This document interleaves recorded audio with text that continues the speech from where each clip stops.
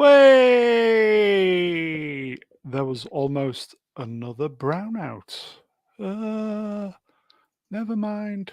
Hello, viewer. Today is. Can everybody hear me? Hello. If you can hear me, please type yes. This fucking computer. This fucking computer. Never mind. Okay. Here we go, folks. Hello, viewer. Today is Sunday, April the 23rd, 2023. I am a very stressed Mr. Brown, and I trust you are all doing very well today. Happy St. George's Day if you are from England.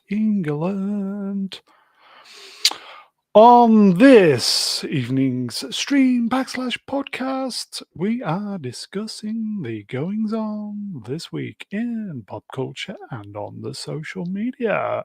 But before we begin, you can find us here on the YouTube, or if you prefer your entertainment in podcast form, we are also on Spotify. The links are in the description. So, if you've not shut down for the evening like my computer, as I always say, lots to get through. Shall we get the guests out?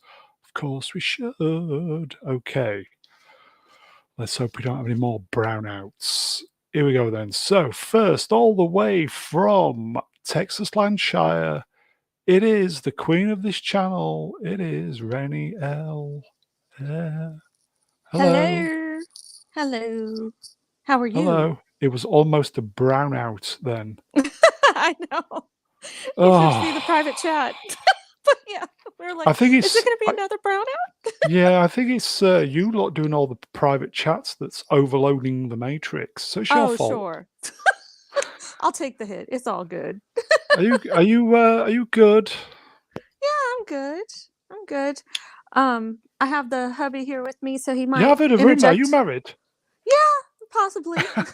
He might interject a little bit here and there, especially when it comes to the Dame Edna piece. But yes. You know. How are you, Mr. Brown? And g'day to the audience. I'll be quiet for the most part and respectful of your position. I'm fine. Don't milk it, son. Okay. So both of you are good, yes? Yeah. Very well. And married. Shall we get the next victim out? I think we should. Okay, next, a talented powerhouse of a man. He is the governor. He is the governor of Twitter. He's back on Twitter. It is... whoever he is. Being. Hello. Hello. Know your place, Tyrone, Tyrion, whatever your name is. You and your koalas. That's how I used to pronounce his name when I first saw it. I was like, oh, like Tyrion Lannister. Here you go, folks. Franco Walker. Hello, Franco. Rennie's married. Who knew? It's a mystery. Big surprise. I know. It's crazy. It's a very well-kept secret, isn't it? Are you well, Probby? I am. I celebrated my birthday on Friday. I am now officially old. Yay!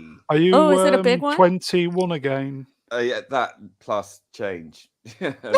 However many hundreds of months as well, yes. Savage. I know. Not Lily, sadly. Waka waka. Shall we get the next? No, I think we should just leave it at that, really.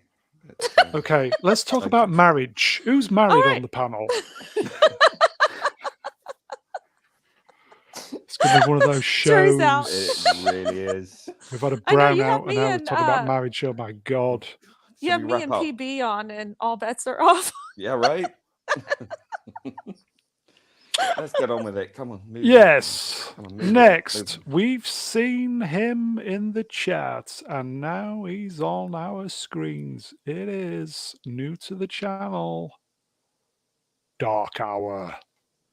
I am also married. Just since we're throwing that out there. Nice. I wasn't asking, but good. It's 2 and 2, folks. 2 and 2. Hello, Dark Hour. How are you, my friend? I'm good. How about you, Mr. Brown? I was okay till about 5 minutes ago when When we started the stream. Okay. yes, brown out time. Well, it's good. It's good to be on. It's good to be on. I sufficiently annoyed you into submission. I see. It's better to get off. Anyway. Yes, many months of badgering paid off. Who says persistence doesn't pay off? For the folks at home, a sentence about yourself, sir. Well, basically, I'm just pretty much new to YouTube. You know, I started back in September. Nude? Nude to That's YouTube. what I heard too. I mean, That's that's next yeah. week. Wow. New to YouTube. You know, I started on a happy hour with Critical Drinker, and then I just kind of decided to start my own channel. Nice. So Name dropper.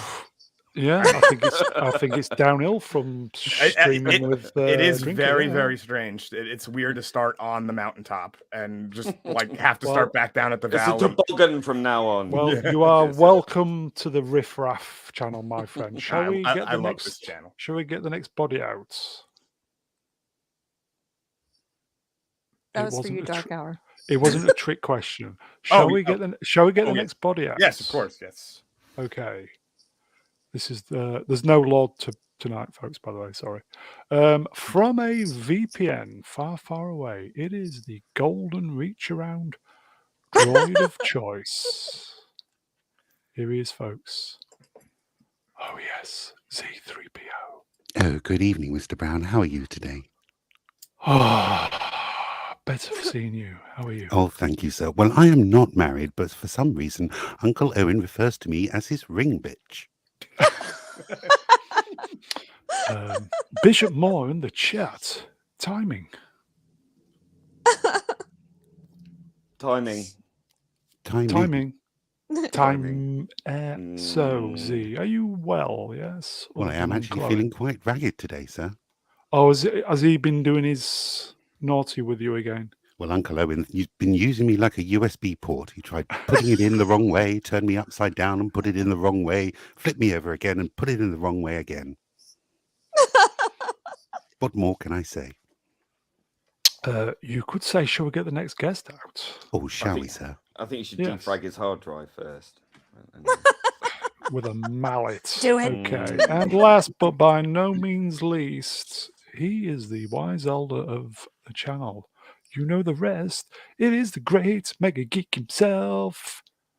He's probably eating or drinking or doing something. Ian David Diaz. Actually, I was just having a wank, so. Are you married? So there you go. Well, I gave you 8 minutes 50 seconds, so I hope that was long enough. That was enough. That was enough.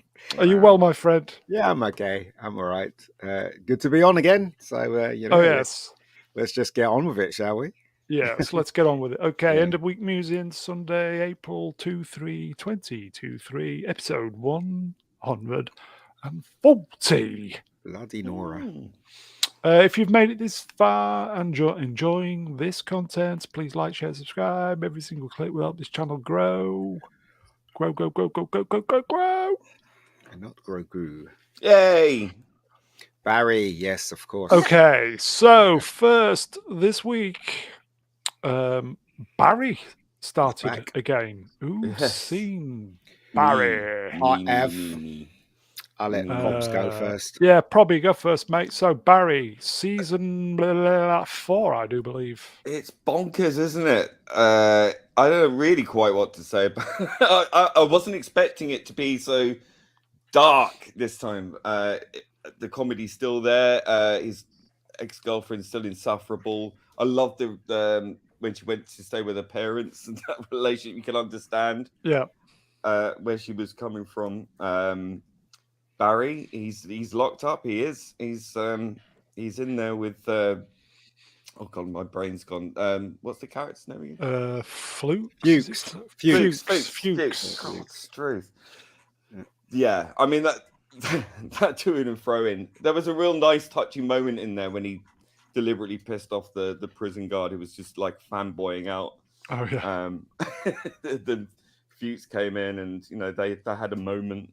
That was great. I'm really raring to see where this goes. I don't know if we're in for a rollicking laugh as much as previous seasons necessarily, but Possibly I'm not, here no. for it. Whatever it is, it's a very strange one. It's got like really quite trippy scenes in this, weird flashbacks and things to his childhood. So it's very different from. It's a very different feeling from the other season. So I'm very curious how this is going to wrap up. Do you think the way it's been shot, it's kind of going for very arty kind of concepts? It's got some beautiful editing in this. Transitions and stuff. Yeah. It's very different. It's a very different animal from the previous other seasons. It kind of left me head scratching a little bit because I was kind of bewildered. I mean, we knew he was. It was a double episode, remember? Yeah, it was 2 episodes. Yeah. I'm just really want to see where this is going. What the relationship is going to be with the gangsters. Like that turned on a pinhead as well. Oh, Hank. Is it Hank? Yeah, gay Hank. Oh, he's great. He's fantastic. He's such a great character. He just makes me laugh just by looking at him. Him and his relationship is bonkers. Now they want to go into legitimate business, but I sense a bit more killing is coming. So yeah, I'm looking forward to it. I think there's going to be a lot of killing. It's gonna be insane. And that's another scene I love when they got the 2 different gangs together in that sports bar or whatever it was, and they were walking around the table, and you see Hank rushing to get back in front. Spoilers, everybody. Oh yeah, sorry. Yeah, spoilers. I'm just gonna say it. That was great. There were some really great moments in this that felt like previous seasons of Barry, but this is, as I say, very different to what we've had before. I've said many times on the channel, folks, you really should be checking out Barry. It's really, really good, especially season 1. Oh yeah, and see, the middle episode of season 2 as well with the girl. Yeah, watch out for that one. Without saying anything. Ian, thoughts? Yeah, season 1 was the best season. Obviously, season 2 was good. Season 3 was kind of. It was good, but it wasn't as good as the last 2 seasons. And this one they're going for something different. It's obvious they're going for something different because I feel that they don't know how to wrap this up. I mean, even though there's reports of Bill Hayden saying he knows how to wrap it up and he's always wanted to do this, whatever, I just get the strange feeling they've been shoved in a corner. Now they have to fight their way out of it. Hence why it's very surreal. The last 2 episodes I watched, when you delve into Barry's past, it's very surreal, especially the bit where they're in the desert and they start walking and then suddenly they're in this house, whatever. I mean, it's well directed by Bill directed it actually, and it's very well directed, incredibly well directed. In fact, it looks like they thought of every scene. But I don't know about these 2 episodes. I think it's entertaining, but I still feel that the core of the show is missing. Well, he's got nowhere else to go because his redemption arc is screwed, really, isn't it? I mean, he's completely lost it.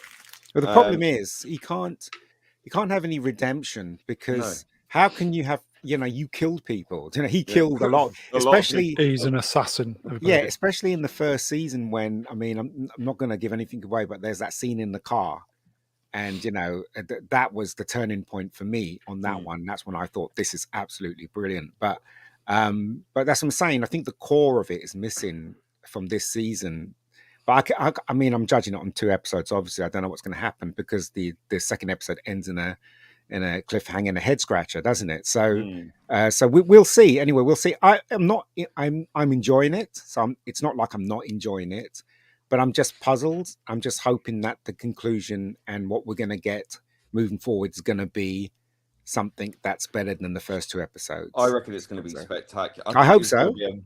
Big face-off going on. Bill Hader, he wrote both seasons back to back while he was on lockdown. Yeah, he did. Oh, wow. Yeah. It's good. I mean, if people haven't seen Barry, and I know it's been neglected when it comes to people talking about TV shows and stuff like that, I recommend it highly. The first 2 seasons and the 3rd season, I guess, they're all very good, better than average TV. Especially the first season. First season's excellent, absolutely excellent. So So seek it out, guys. That's all I can say. Absolutely. Each season has, I think, 8 episodes, 30 minutes each. Which I've always said, when I'm munching my toast and you're just getting into it, it's like it's finished. Yeah. Yeah, season 1 and 2 are you get a lot of belly laughs and you get a hell of a lot of extreme violence. It's really funny and really quite dramatic as well. So it's got a wonderful mixture of the two things. And Fuchs is played by the guy who played the millionaire in News Radio. Yes. Yeah.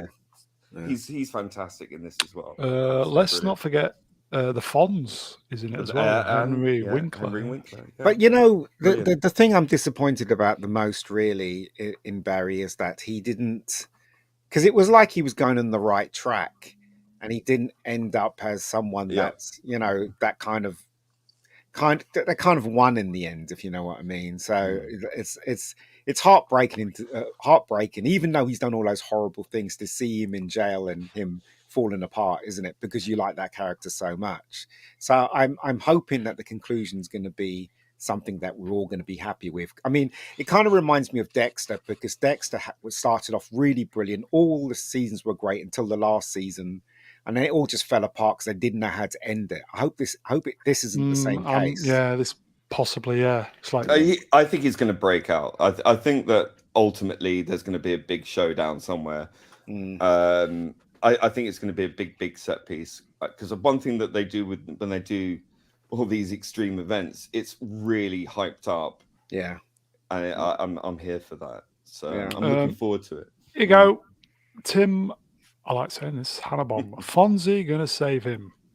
Maybe that would be weird. Could happen. That would be awesome if he just comes up, taps on the door, and it just opens. That's right. Just knocks it a little bit. Knocks on the door. Have any of you other guys seen Barry? I have not, so I can't contribute. I don't even remember this being in the slides before the show, so I couldn't even. You must. No, it was. It was an addition. You're setting me up for failure, Brownie. Sorry. I love Bill Hader. But I can't see him in a dramatic role. I've always seen him as a funny guy. But Rennie, that's the thing, you see. Nor could I until I saw the first season of Barry, until I saw the first episode of Barry, and I thought, this guy's got it. As a performer, as an actor, he's got it. Yeah, so if I was he's funny as well as serious. He manages to straddle both worlds perfectly. He is a craftsman. He is so good at both the comic stuff and the serious stuff. It's very, very intense. He puts in a very intense performance. And what Robbie said, definitely. You should give it a shot. If you get a chance to watch this first season, give it a shot. You won't be disappointed. It's on HBO Max. If you're is it? That's right. I have HBO. So give it a shot in the UK. It's on Sky in the UK. Yeah, give it a shot. It's wonderful. Season 1 is just fantastic. I love season 2 as well. Yeah, I would just say sounds rest like in the peace, hubby's Calton. interested in seeing it too. So evidently, we'll be watching it soon. Good. Yes. Are you married? Them all. Are you married? Maybe. Who wants to know? Okay, so if you do watch it, just let us know what you think. Yeah. Oh, I will. For faux show. Everybody in chats, we've recommended this so many times. Do it. You should really check out Barry. Do it. Season 1 especially. Do it. Who's watching? I've checked out of this. It's just rabbit hole. If you have to work at a show that much, then I just think it's bad. So I just can't. I'll go back to it maybe in the next year or so. But at this moment in time, my time is worth a lot. So I can't be sitting there trying to figure out what's going on. I'm just checked out of this, unfortunately. Did you watch this week's episode, or did you? No, I got checked out last week. I was like, this is where it all started coming together. Really? Yeah. So you checked out a week too soon. They lost me at last week, so I don't know. And maybe I'll check it out on your word, Ian. Get it watched. Z? I'm 5 episodes in, and I'm waiting for something to happen. It's a bit slow going. So I think there are 3 episodes left in this season. I just hope it picks up a bit. Otherwise, I won't be coming back for season 2. Assuming there is a season 2. Assuming there is. Dark Hour, you said you watched. I was watching it right. I just started it like right before the show, just to kind of get the premise seems interesting. I want to know if like they keep doing. I mean, you guys can answer this. I don't care, but like if they do like more of the like the setups for like, oh, we need to get this to happen, so we're gonna. The first episode they had like she's walking the dogs to make them push closer together and stuff. I actually thought that was like things like that are really cool, like cause and effect moments. And I'm still gonna usually when I start something, I rarely check out until at least the end of the first season. So I'll probably keep going. And then next time we talk about it, I can give you a better idea of what I think. But so far, I like the premise. Yeah, I'm going to stick with it. If there's 3 episodes to go, I'm going to stick with it. Here you go. Bishop Moore, everybody. First episode of Rabbit Hole is on YouTube. I think he's put the link there. I think it's on Paramount Plus. Yeah, Paramount Plus in England. First episode. Yeah. So Paramount Plus is like the unsung hero of streaming services. They got so many good things on. I think they're really doing some good shit at the moment. Apart from Discovery. Because that's bollocks, isn't it? Well, I mean, there's gonna be bad things on every service, but like they're when it comes to like shows that I've watched and like actually enjoyed, I'm definitely finding more and more on Paramount Plus. I would say to everybody, if you not that this channel is associated with Paramount Plus, sign up for 7 days free trial. Watch Picard. Tulsa King, Rabbit Hole, Adrian, Barry. God damn it! Barry's not on that. Oh. Don't forget Mayor of Kingstown. Watch it anyway. Just watch it anyway. Mayor of Kingstown's good too. The second season wasn't as good as the first, but it definitely. And you have plenty of time to catch up on Mayor of Kingstown because they're not going to be filming anytime soon with Jeremy Renner and the condition he's in. So yeah. And Tulsa King's the one with Stallone, right? Yes. Right. Adrian. Yeah. I've been wanting to watch it anyways, so yeah. It's good. It's worth Barry. it. It's worth it. It really is. There's like a whole theory that they're like all those shows are in like one continuous universe. That the Tulsa King, Mayor of Kingstown, and Yellowstone are all in like the same world. That's Kevin Costner, isn't it? Yes. Yes. Here you go, folks. Edge of Time. Hello, Edge. Paramount Plus is the Walmart of streaming. They give it away with W Plus. Yeah, they give it away with Sky as well. I don't know how they make their money though. These streaming services. How do they make their money if they don't have advertisement in it? String beat. Tulsa King, great. Well, some of them do have advertising, but a lot of them seem to be partnering up with various things. So like, I know that the only reason why I even have Netflix, I would never pay for it, but I get it free through my cell phone provider. So like clearly they like get these partnerships where somebody pays them to use it as a freebie to sell their product. Right. I would never pay for Netflix. Neither would I. Rennie, here you go. There's a request. Could you read that, please? Yes. I would like Rennie L to pronounce my name, please. Adabagatics?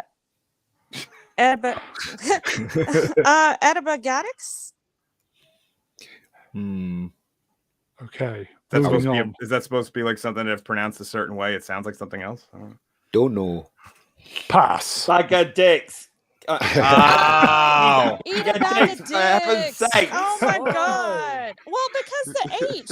Like if you say B-A-H, it should be ba. But yeah, eat a bag of dicks. It would have had to be pronounced by somebody from Boston for that to work. Okay, I like it. Well, he's been watching the show since he knows your catchphrase. That's right. That was a great joke. We got there in the end. Yeah. Moving on. Okay, so man. so Rabbit Hole, 3 episodes left. God damn it! I'm going to persevere. I'm also going to watch it till the end, and I'll give you my overall view on that once it's finished. I think, as I said last week, only problem I've got is Kiefer Sutherland, as much as I think he's fantastic, it's Jack Bauer, and it's. But anyway, I didn't really get on. too much of a Jack Bauer off of him, but I could he's just so associated with that character now. Yeah, just need to know what happened to Jack. For I'm God's sorry, sake. he's still damn the blonde it. vampire for me. But anyway, I didn't watch 24. I love 24. 24 was fantastic. Everybody check out 24. It's amazing. Moving on.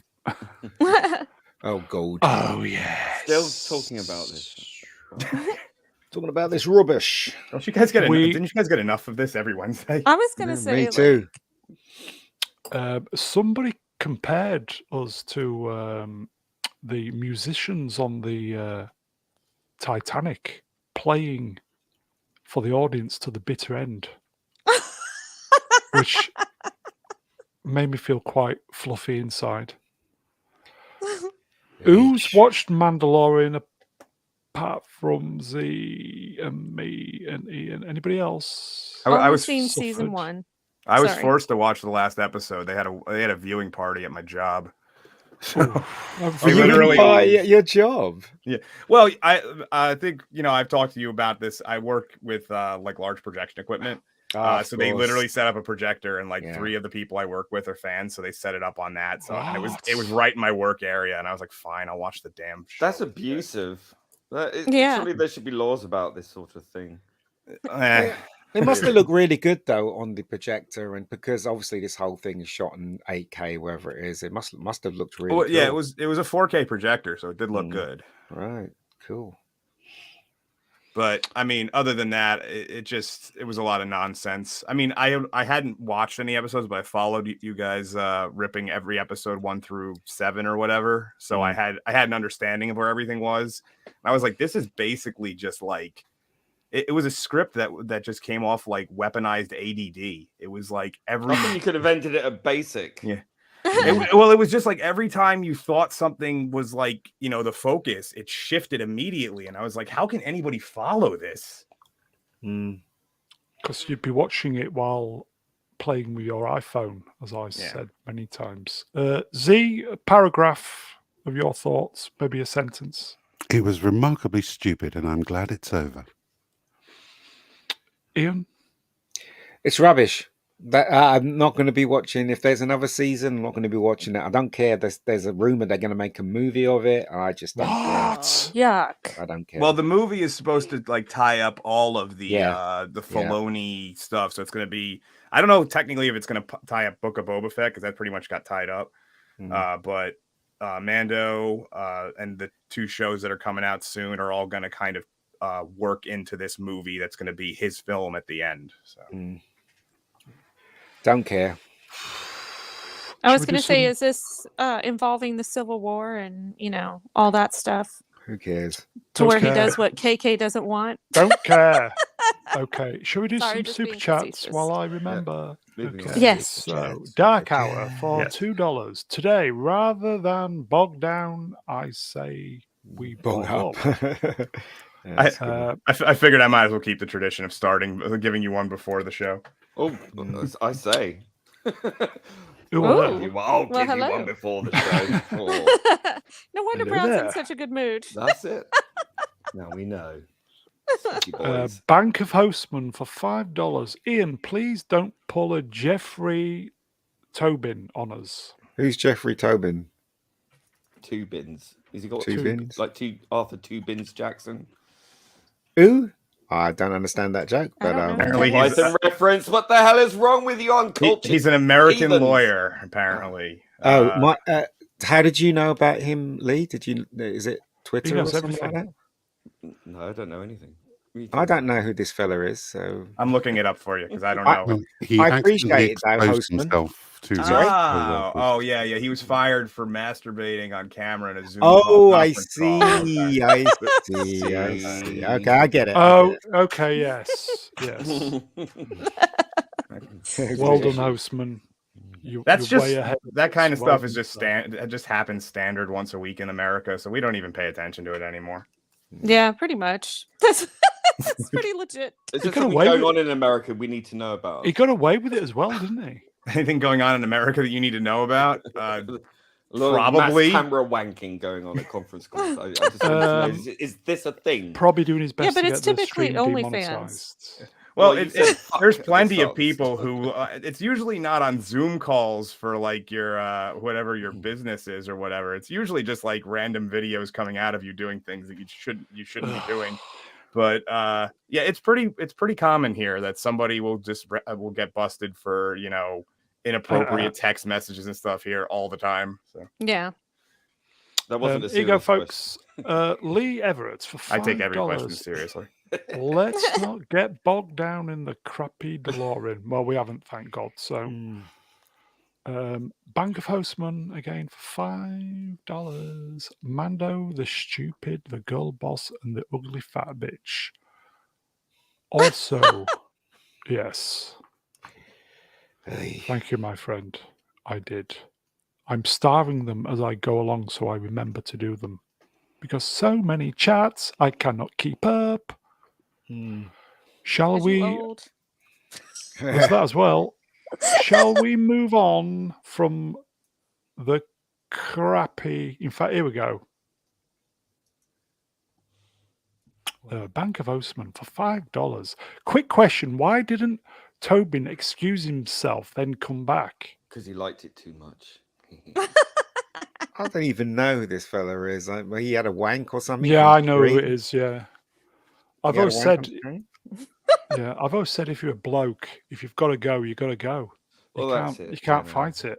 Mm. Anyway, Well, moving on. Okay. Star Wars Picard, the Borg Empire Strikes Back. Yeah. I There are enjoyed it. spoilers, everybody. Be warned. Picard I enjoyed spoilers. it. I thought it was. I thought it was the last episode was a lot of fun, but there are some bits in it that I had issues with. But apart from that, it was very like the Borg enjoyable. Death Star and the Oh yes, I love the bit when the Millennium Falcon flew into the center of the Death Star and blew up the power core. That was great. I said that on I'm Dan's. your father. Yeah. I said that on Dan's channel, and again, Dan wasn't accepting what I was saying, and stuff like that. But God bless him. But, I don't think the Enterprise was. D has ever been that maneuverable. Yeah, exactly. That's my point. But still a good series, though. I think it was about 2, maybe 3 episodes too long. But I'd say that. great homage to the original series. Jack, seriously, Jack screws up big time, causes a war, and then he gets lauded. What's that? What's that about? I don't understand. Why does he get rewarded for basically being a jerk and screwing everything up? Can anyone explain that to me? Michael Burnham can explain it. She started a war and she got a captain of her own. I thought we'd ship. learned from this. Yeah. No, okay. Well, we've only gotten through episode 7, so I couldn't enlighten you on that. But I will say, honestly, it's a lot better than season 1, 7 episodes in. So I will take it. Yeah. Shut up, and Jack.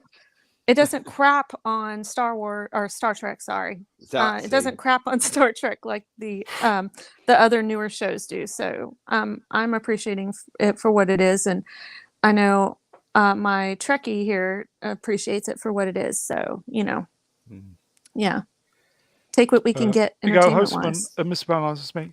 I like the guy who plays Worf. He reminds me of that sexy silver fox, Robert Ely.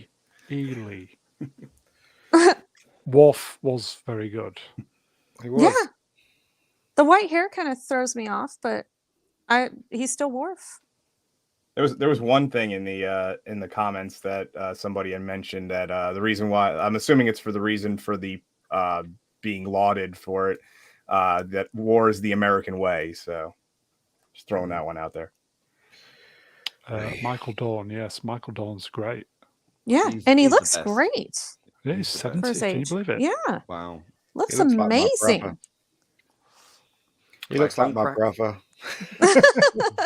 Without the makeup, if you see him in real life, I was going to say, is he a Klingon?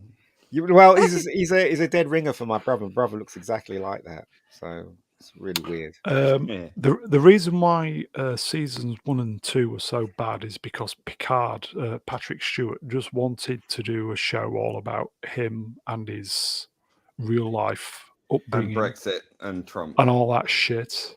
Yeah, he was And- overly involved instead of just acting like he was supposed to. And I think he thought it was all about him, Star Trek, and this program, this season, just proved that it's about everybody. No one single person makes the show. Obviously, there are highlights, better characters, etc., etc., but it's a collective effort. Would you say, Ian? Yeah, I guess. But the thing about, I don't know, it's a bit hypocritical of everybody. If everybody knew that that's what he was doing, why don't they just say, well, fuck you, I ain't going to appear in the Yeah. card? But they didn't, did they? They all sucked it up because of Money. the money. Yeah, money. So, I mean, they're all as guilty as each other. And quite frankly, again, you know, I mean, if it wasn't for Terry doing all this stuff, then I wouldn't have watched it. He did a really good job. Yeah, on agreed. It, so. I wouldn't. And either. just a disclaimer: none of us are paid shills. If we say we like it, we just say it because we like it. So exactly. there you go. You go, Rennie, you want to cover your ears for this because I'm going to say a spoiler thing. Okay. You both, you and spoilers, everybody. Tyrion. But I said, didn't I? I said that ship, that Titan, looked better if it was the Enterprise. I said that. I just want to point that out. And well, that's good, I guess, but boom. I still don't like. I don't like the Titan shape at all. I prefer the original Star Trek. You go, Princess Fiona. Patrick Stewart had to bring his mummy issues into the show. That's top. It is. I kind of get the feeling that he realised this season that maybe he should have brought his friends. Nah, he didn't realise anything. He's still sucking up the Kool-Aid the Americans are serving. Do you know what I mean? And that's that really. None of them have changed their mind. This insidious kind of crap that's happening through our pop culture and into our politics now is becoming a real pain. And it's just insidious as far as I'm concerned. And I weep for the next generation of people if this keeps going. So there you go. There you go. Play the high note. Doomcock told me you guys were paid to like Picard. Did he say that? Rumor. Well, I haven't watched it at all, so take it with a pinch of salt. That's right. If I was paid to watch it and like it, they really didn't get their money's worth out of me. I just like to say though, I do like what Doomcock does. I think he's very. I agree with a lot of the stuff he says. Yeah, and he does have some exclusives from time to time, and I can't understand this stupid argument he's having with Robert and the rest of them. Yeah, I just think all of them should just sit down, have a beer, take a chill pill, and basically just go their separate ways instead of fighting on Twitter and all that bollocks. Because TV shows are not worth it. When people fight for TV shows, it kind of means that they don't really have a lot in their life. So maybe I'm wrong. I think it's the certain person, certain company that Doomcock has got the issue with, and I agree totally. But it's just one of them things. Wiley said if we watched it, we'd get more Trek. If we don't watch it, we definitely wouldn't get any more Trek. So I do understand. Rock and hard place. Yeah, I do understand his point. That he's saying that if this is a big success, what's stopping Kurtzman from stepping in and feeding off this success and then totally putting right. this crap back into it? He's right. Obviously, he's right. But the way have you seen the trailer for Strange New Worlds 2? Yeah, I don't even want to. I don't want to bother. And the guy they've got to play Kirk is just nothing like him. It's disrespectful. Screw him. I'm not going to be watching you go, play the high note for 5. I'm assuming they're Australian dollars. Yes, Patrick Stewart is partly to blame, but a good writer could work in his parameters to make a decent show. I think they didn't have any decent writers, so correct. Good point. Yeah, an actor can only do so much with the writing. Good point, mate. All the writers were part of the agenda, and they can't write to save their lives. So there you go. I think it's going to be the only decent Trek we get for a while, isn't it, folks? Tell me about it. I agree. Yep. Mm-hmm. Yeah. Engage. And what was 709's thing at the end? They cut her off before she said a thing. Well, what do you think? That was the idea. That was the idea, wasn't it? Ride me, Jack. No, it's like assimilate me, Jack. Remember at the end of the end of I can't remember which Avengers it was when he's supposed to say Avengers Assemble. It just says Avengers and then it just stops. It cuts off, doesn't it? So it's kind of like that, really.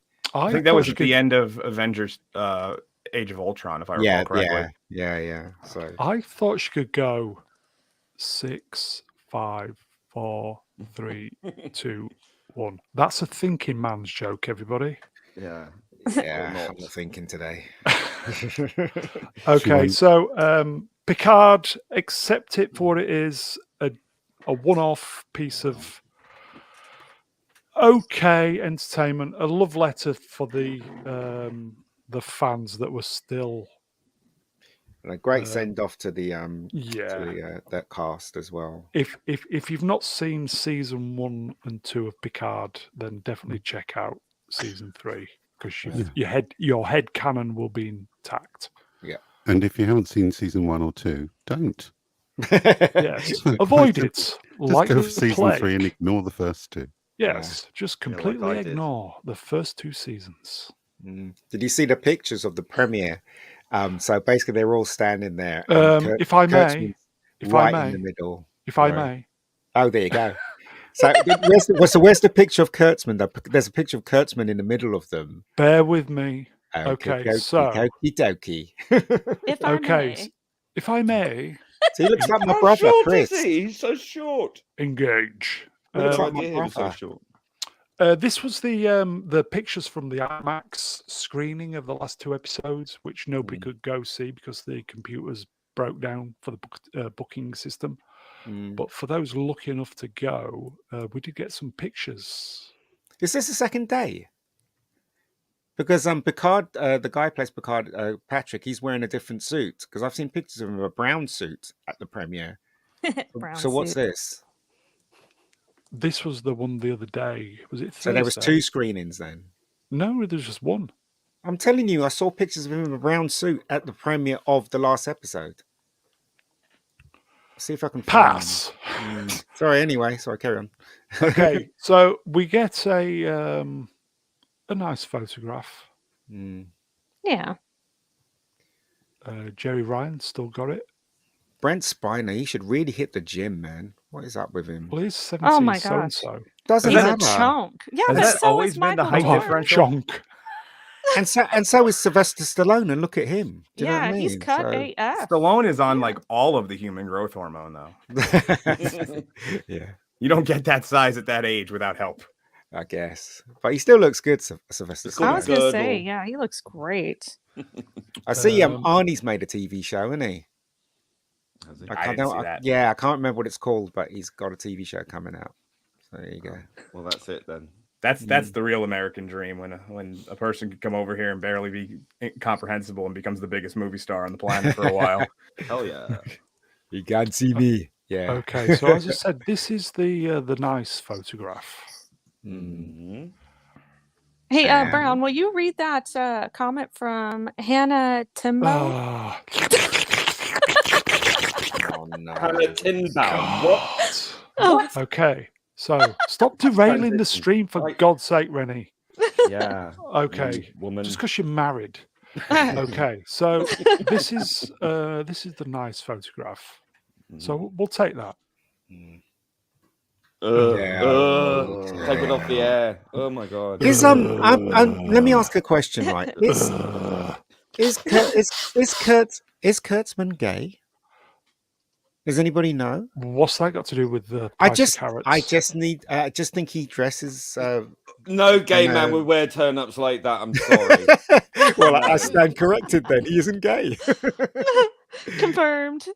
I don't know. He dresses. This just looks like a terrible wedding photo. Yeah, it does. I would say poor Terry. Terry should be in the middle of that. Oh yeah. No, but Terry's dressed. He's dressed as a geek, isn't he? Like the trainers in the suit, and I love that. I love that look. But Kurtzman, I don't know, very effeminate way of dressing, in my opinion. But there you go. It's just my opinion. Well, I feel like he looks maybe sloppy he's a shit lot. at writing.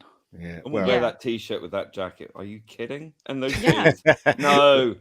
And that beard. Shave it off, love. I'm just saying, if Welcome he to- offered to buy me a beer, I'd tell him I'm married. Right. This reminds me of when you're at school and you do a group project and there's one person who doesn't do jack shit.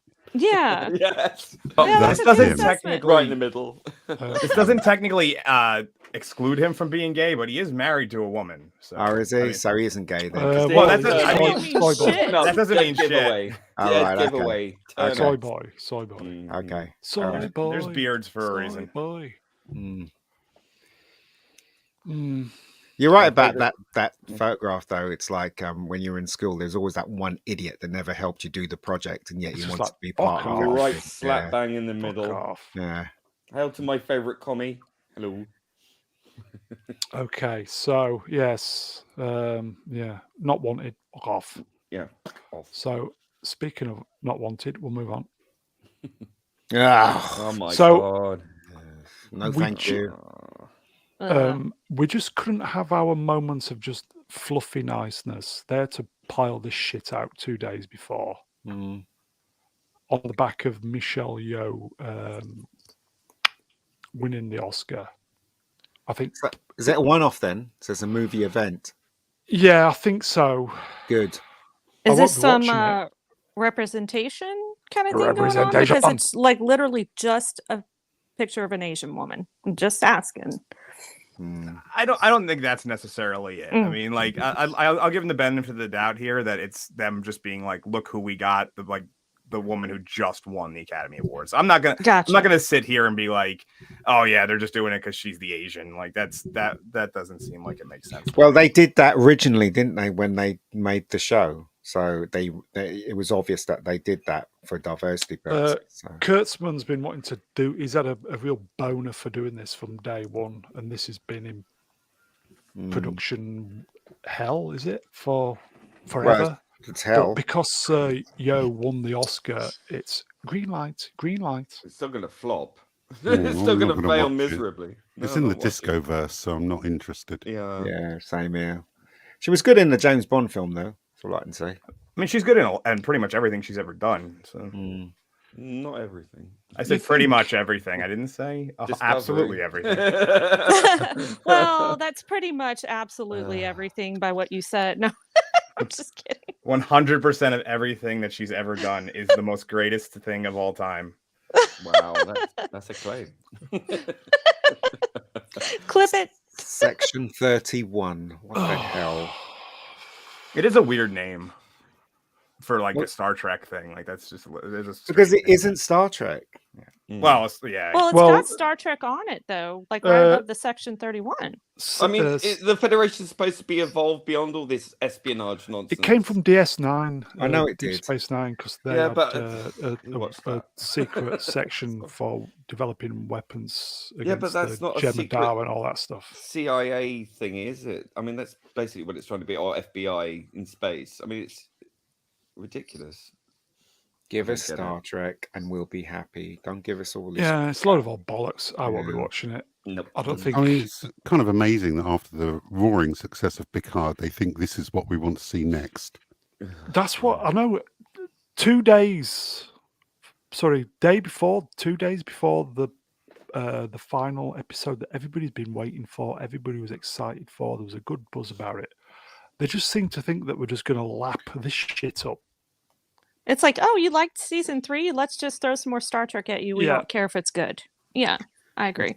It's time to have a captain that's white and a male in charge Sure. of a starship. To be How fair, dare I you, Ian? well, to be Racist, to be fair, transphobic bigot. to be fair, I wouldn't have a problem with 7 of 9 being the captain because. Well, it of course you felt, wouldn't. Well, no. Well, It felt earned earned for her, but not Raffi. Not Raffi. Yeah. Not Perhaps. Raffi. Sure, I wasn't I'm sure. quite well. Bring it back alive somehow. Well, Thingy. Raffi does There you not go. deserve to be in anything. R2B2, you want this? Consume. No, we don't. I am noticing in the comments some people being like, "Well, she, this movie wasn't good that she was in." So I want to reiterate, she is good in a lot of things. The movie itself isn't necessarily good, but she is usually good. So that was what I was trying to get at. Yeah, she's a woman of age now. She did look very old in that stupid multiverse rubbish film. That one that she won an You didn't Oscar like for. it? You No, I didn't like hated the... it. Oh. Absolutely I hated loved it. I thought it was absolute nonsense, but everybody loves it, so you know. It definitely is one of those things that once you know what's going on, like on a rewatch, it wouldn't be as good. Yes, I'm saying but I mean, it's just me. I'm very aware that a lot of people like it, but I just thought it was absolute nonsense, and they could have made their story simpler, and there was lots of things that didn't make any sense. But there you go. Here you go, folks. Princess Fiona, $2 US. If you haven't seen Prelude to Axanar, go watch. Yes, very good. I've seen it. Yeah, I've seen. For many years, the best Star Trek coming out was. Yeah, it was okay. Fan made. Star Trek Continues. That was good. Yes, yeah, that's okay good. as well. Yeah, it was okay. I've heard from a lot of fans that the Orville is more Star Trek than actual Star Trek nowadays. Not the last season. Yeah, season 3 was kind of crappy. That just he sold out. Well, but you guys have to understand, Seth MacFarlane has always been a far leftist, and I was just waiting for it to come out in the Orville because he's put it out in Family Guy. And season 3 did exactly what I expected. Not quite as much as I expected, but it definitely was there for me. It was irritating. Yeah. It was very disappointing. Yeah, especially after absolutely. the brilliant season 2. Too many Topa stories for my liking, but there you go. Oh that's God, me. yeah, Topa. I think one episode I turned off. I just thought, no. That was it was just very... That was like, do you remember, Ian, Resident Alien? We were so excited when we first saw for the first season. We were like, this is so good. And then the second season came out. It was like 100%. I didn't finish watching it. After the Gully episode, I was like, no. It's been renewed for another season. I've never seen a season that went 100% woke in its second season. In one episode. I'm not joking. 100% woke that show went, and I love watching it. Season 1 was absolutely epic, and I had to stop halfway through season 2 because it just turned into garbage. I will say, anybody in the chat, anybody looking forward to this? Or are you kind of wanting to avoid it like the rest of us? Like the plague. Let's not get bogged down. Let's not get bogged down in section 31. Let's move on then. Oh, fuck. Shaft! Doctor Who, everybody. Yeah, not Shaft. This is not a remake of Shaft. This is Doctor Who. This is not Doctor Who. Again, this is not Doctor Who. This is not Doctor Who. I do not believe in race swapping. I do not believe in gender swapping. I think the show deserves respect, and it's not getting it. Yeah, I agree. Yeah. It hasn't gotten respect for quite a while. Really, yeah. Like what we feared would happen with the new Russell T Davies run looks like it's going to happen. So... Yeah, sad but true. I'm already out. I've been a fan of Doctor Who since the age of 4, 1979, Tom Baker, and this is going to be the first time. I even watched some of the awful series 11 and 12 with Jodie Whittaker. I like it. I tuned out from most of it, but this will be the first time I'm not going to watch any of it. Yeah, I only watched up Bishop through, Moore, is this a catalogue photo? Yes. Oh my God, some of these comments. I know they're aren't they? Who was after Matt Smith again? I can't remember his name all of a sudden. Peter Capaldi. Peter Capaldi. Peter Capaldi. I watched up through him, and then I was just like, yeah, they clearly don't care about the scripts at all anymore. So I was just. Well, I think he did I think he did the best he could with the scripts that he had. I really thought Peter Capaldi was a better doctor than he gets a reputation for here in the US. Amazing actor. It's just, especially the last season, it just turned into crap writing. But he had some great speeches, a lot of heart. I mean, was good. The thing about Peter Capaldi too is he had a look that was like almost a throwback to like the older doctors, and that was what was. And they just, Pertwee. He loved Pertwee. He'd still be doing it now. He met him. The only problem with this Doctor Who is that I can't get over the fact that, and quite frankly, I can't get over the fact that the Doctor is now black. For me personally, I don't, and the thing is that I'm going to watch the first episode of Shooty, but I know that I'm going to be out because I don't think I can literally see the Doctor as this incarnation. I can't accept it personally. Even now when I think about it, I think this is just, it's not right, because this is not the Doctor.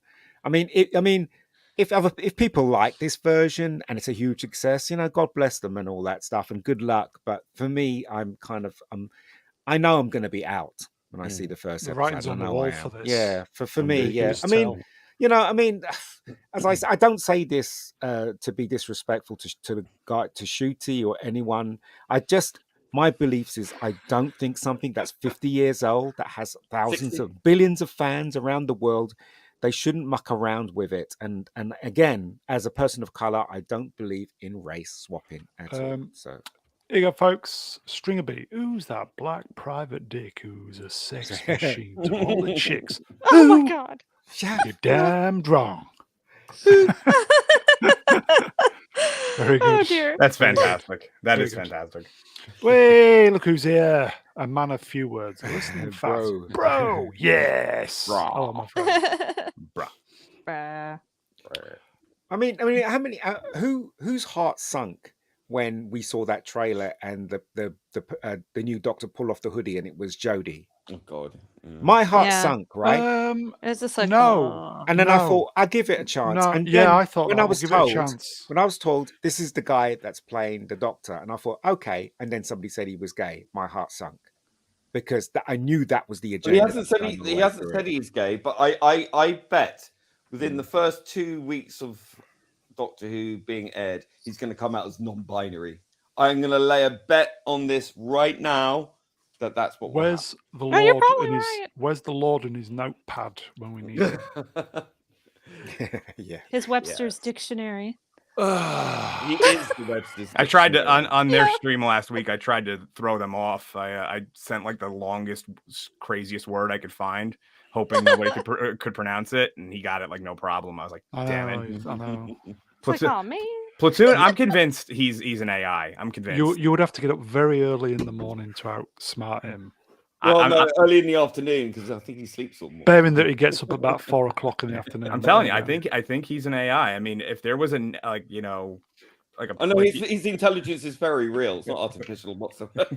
Do you know what? If you ask little Platoon and you gave him a cake and said, "What do you think of that cake?" 20 minutes later, he'd probably finish explaining why he liked the cake. Do you know No, what I mean? the cake would have gone stale by time. I just want to say, I call him an AI, but I love the guy. So. Oh, he can't help that he's long-winded. No, it's actually awesome. It's amazing. Like when he did his. You're American. You don't understand. No. I'm also from like the New York, tri-state area, so we're very straight to the point. So. Hopefully, I'll meet Ben before the end of this year. So that'll be an interesting. Yeah, we're going to try and meet up. Everybody in Blighty, we're going to try and meet up at some point. Because I know Matt's coming over with his girlfriend Brittany. So Blue Man. I'm gonna meet He's up. not with so them. blue anymore. He's got black hair. No, he's not. He's a traitor to his own cause. Okay, here you go. So let's get back on track. The Time Prophet and Mr. Brown Alliance. That's me. I think Jinx Oh my will God. save Doctor Who, not Not. Locke. Well, here you go, Time Prophet. Here you go, just for you, my friend. Are you ready, everybody? No. Oh no. The real Doctor Who fans are in denial, though. There's people that's holding on to the Doctor Who, and I've listened to a lot of streams, Damn. and they were like, oh yeah, well, it doesn't matter, he might make a good, he might make a good villain, I love the costume and all that. No, the costume sucks, and this person sucks. It's and Disney's all like, princess villain thing. This looks a lot to me like Disney's interference. It's so camp. And apparently the rumor is it's going to be a musical episode as well, obviously, because it's a vehicle for this narcissist, this they, she, them person. It's just screaming camp. That's not the good kind of camp. It's not your are you being served kind of camp, or your sort of campy 70s Doctor Who. This is just in your face LGBTQ plus supremacy, and I just find it really distasteful, especially with the current furore over drag queens in general. I'm not the only one that got kind of like a Bette Midler in like Hocus Pocus kind of vibe from this. Yeah. I was literally waiting for an opening to say that this Hocus Pocus sequel sucks, but you stole my thunder right ahead of it. Would question then, Probby, if the episodes Jinx is in, if they are really well written and it's amazing. Oh. No, because I don't care because it's what it represents, and I don't like it. I don't agree with it.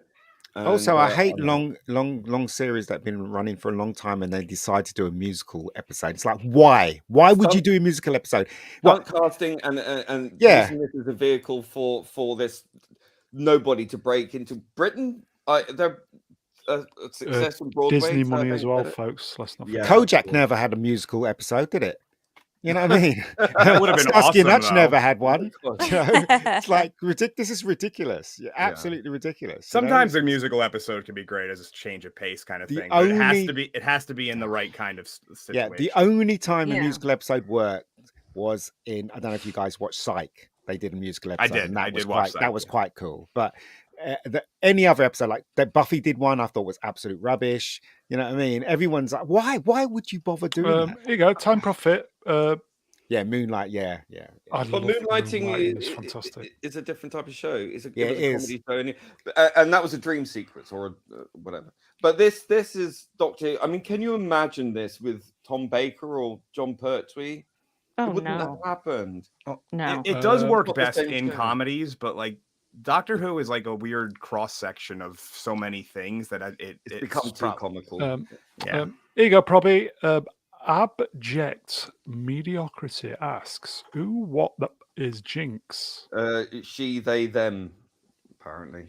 There you go. So you need to know. But Probby, this person here, what was that person born as? A man. Right. And so it's a man. It's a man. Yeah. There you go. It's a Drag man queen. who dates another man, but thinks that they're a non-binary lesbian, I suppose. Oh, I don't understand all Which that. is pretty homophobic. Let's not get bogged down in all them buzzwords, yes, please. Bog up. Everybody bog up. Bug up. Okay. I'll just... I started it. Well, at with least that Rennie first. enjoyed it. Okay. Super chat before I forget. Here you go. Bank of Hostman, $2. I can't remember if I did this. Kurtzman is robosexual. He is. Oh, Oh, You're in. he caught Z's attention. Oh, to me too. I'm in there. Oh dear. Nobody's looking forward to this then, are No, No. get in the No. bin. I mean, I haven't watched Doctor Who in like 4 years, 4 or 5 years. So. Good for you. I'm not going to watch. Oh, I'll have to watch it for Dan's channel, but if it's really bad, I'm out. they?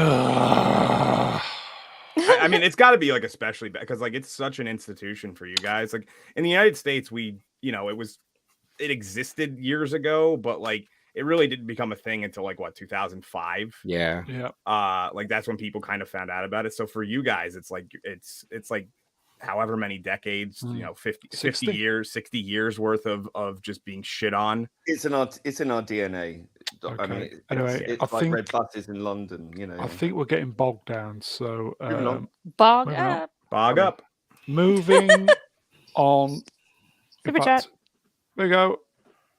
Bank of Hostman for $5. Jinx is a great arcane character. Drag queen of dudes. Yeah, love Jinx in Arcane. Arcane is a great series. Everyone should watch that. It's fantastic. Okay, let's move on. I think my computer's going to blow up. Ruh-roh. Who saw this? James Gunn's Superman Legacy will reportedly begin filming in January in Atlanta. Again, they're rushing it because they haven't really cast anyone as Superman, so they've set a date, and now they're going to try and find as far as I know, anyway, they can try and find a Superman. There was that stupid rumor going around that they cast what's his name, that skinny guy as Superman, and Oh yeah. I can't remember his name. There was but- another rumor saying Michael Cena So, yeah, him. Yeah, has they were been saying him. cast. But I think that's a joke. I It'd be mean, funny though. I think Scott Pilgrim. James Gunn can't be that stupid, surely. Michael Can't be. Cera. Michael Cera. Yeah. I didn't even know they'd written this thing. I mean, are they just going to rush this thing out like everything else? It's based on a comic Sounds book. like it. Clearly. It's based on a comic book, the Legacy, Superman Legacy comic book. So that's what it's based on. But I think they're going the wrong way about Superman. They really are. You know, they we need something new. Yeah. Here you go, Hostman. Don't screw this up. He's Go gonna. on. He's gonna. Yeah. I think he's going to as well. I mean, I don't know. I understand he wanted to go a younger route, but Cavill doesn't look bad for his age at all. And people actually like him as Superman. And if you had some sort of consistency in the DCEU, maybe people would start tuning in. But it's worse than the X-Men with the constant changes and back and forth. That I think people are just losing interest in this stuff. The thing is, the reason why I haven't got Henry is because he's very outspoken and he's against all the rubbish that's Well, in he's Hollywood. professional. With Gal Because Gadot, it's quality. and Professional. what's his name? The guy who plays Flash, and all, they're not outspoken. They're and Gal Ezra Gadot- Miller. Ezra Miller. So Yeah. Oh, yeah, they're not keeping them. outspoken. They're keeping them, but they're not keeping just to make a statement. They're not saying it out loud, but that's exactly what they're doing. They're trying to punish Henry. It honestly came. Oh, sorry. No, go on. I was going to say, it honestly came off as James Gunn didn't want somebody who was basically going to take the attention away from him. And that's what Henry Cavill does. People love him. So like to have him there, it's like, you know, you're creating a situation where people are going to be more invested in him automatically. And Yeah, even but though it sells tickets. That's the dumb yeah, but thing. that's you see, that's the smart thing to think about, but that's not what he's thinking about. I don't think it's that though. I don't think it's that. I know why they've not cast Henry. It's because he's against everything. He hasn't said it out loud, but it's obvious that he's spoken to people that's in the business about how he feels, and so it's obviously filtered through. So that's why he's not getting any work. Is he back on the Witcher? Is he back on that? No, Somebody said to me? No, Oh, he's right. he walked quit from- because he's it went walked. too far Yeah. from the So- source material. So I'd be like, there's a rumor that they're going to cast He's him as doing Bond. Warhammer. Yeah, but there's a rumor they're going to cast him as Bond, and my fingers are crossed for that because I think I he'll don't make think a it'll great happen. Bond. I don't think it'll happen either, but I think Henry is a great guy, and he's a geek just like me, and it's a shame that he's not getting any work. It's madness, absolute It's madness. crazy. And he's actually a talented actor. Yeah. He There's a- cares about his characters. There's $1 billion Superman movie just Yeah. sat there waiting, and they won't do it. Mm. They're so dumb. DC had their opportunity after was it Endgame? Yeah. Oh yeah, they could have been the next. But then But sorry. the previous Warner's agenda, you know, with all the woke stuff. The Chinese guy and Was it Walter Amada? I think the Yeah, name was. And this. Well, and then you had Joss Whedon direct the freaking Justice League originally because Zack had to bow out. But it was still salvageable at that point. yeah. You see, the thing is, they started off on the wrong foot. Basically, they tried to rush everything instead of making individual films to establish the characters and then bring them together like what Marvel did. But they didn't. They tried to rush things because of the tax breaks. If they didn't make Justice League at a certain time, it wasn't complete at a certain time, the people at the top wouldn't get their bonuses. And that's why they did it. So, and that's why it ended up the mess that it's ended up as. So everything is wrong about the DC universe. It really is. It really is very, very wrong. There was one moment where it was right, though. Do you remember the end of Black Adam? Black Adam. Yeah. Here you go. Not Brian in the chat. Cavill plus John Williams equals money. And they portrayed we thought he was Superman back, wrong, didn't yeah, they? They portrayed Superman wrong. Superman's meant to be the flag waving American, all-time American hero, and what's his name? Zach, in all his wisdom, decided to make him dark and broody. It's absolute nonsense. A lot of the DC, Yeah. well, a lot of DC comics are pretty dark. I know that's mainly Batman centralized, Yeah. but a lot of it is dark. But I will say, when they had that 2006 Superman Returns with Brandon Routh, and I know nobody likes him, but I thought he was did a all right. decent job for what he had with Bryan Singer. But they were not agreed. allowed to say truth, justice, and American way. They had to leave American way out of it. They were told they could not say those words.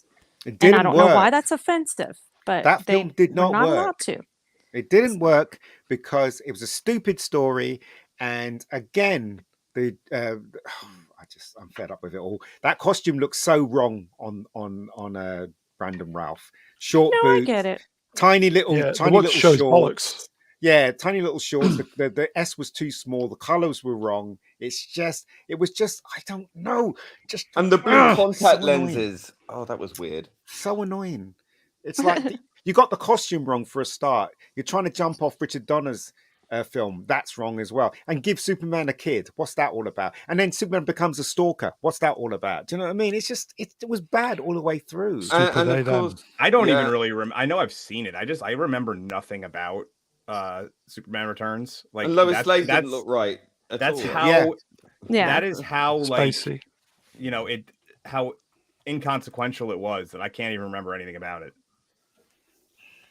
And on that bombshell, we'll move on then. Yeah, my point was just about the American way was not allowed to be handled. And I know Ian brought up that he was supposed to be very patriotic. So, okay, I thought I would put this in quickly. Woody Harrelson and Matthew McConaughey think they might be related. I think it's the mother, apparently.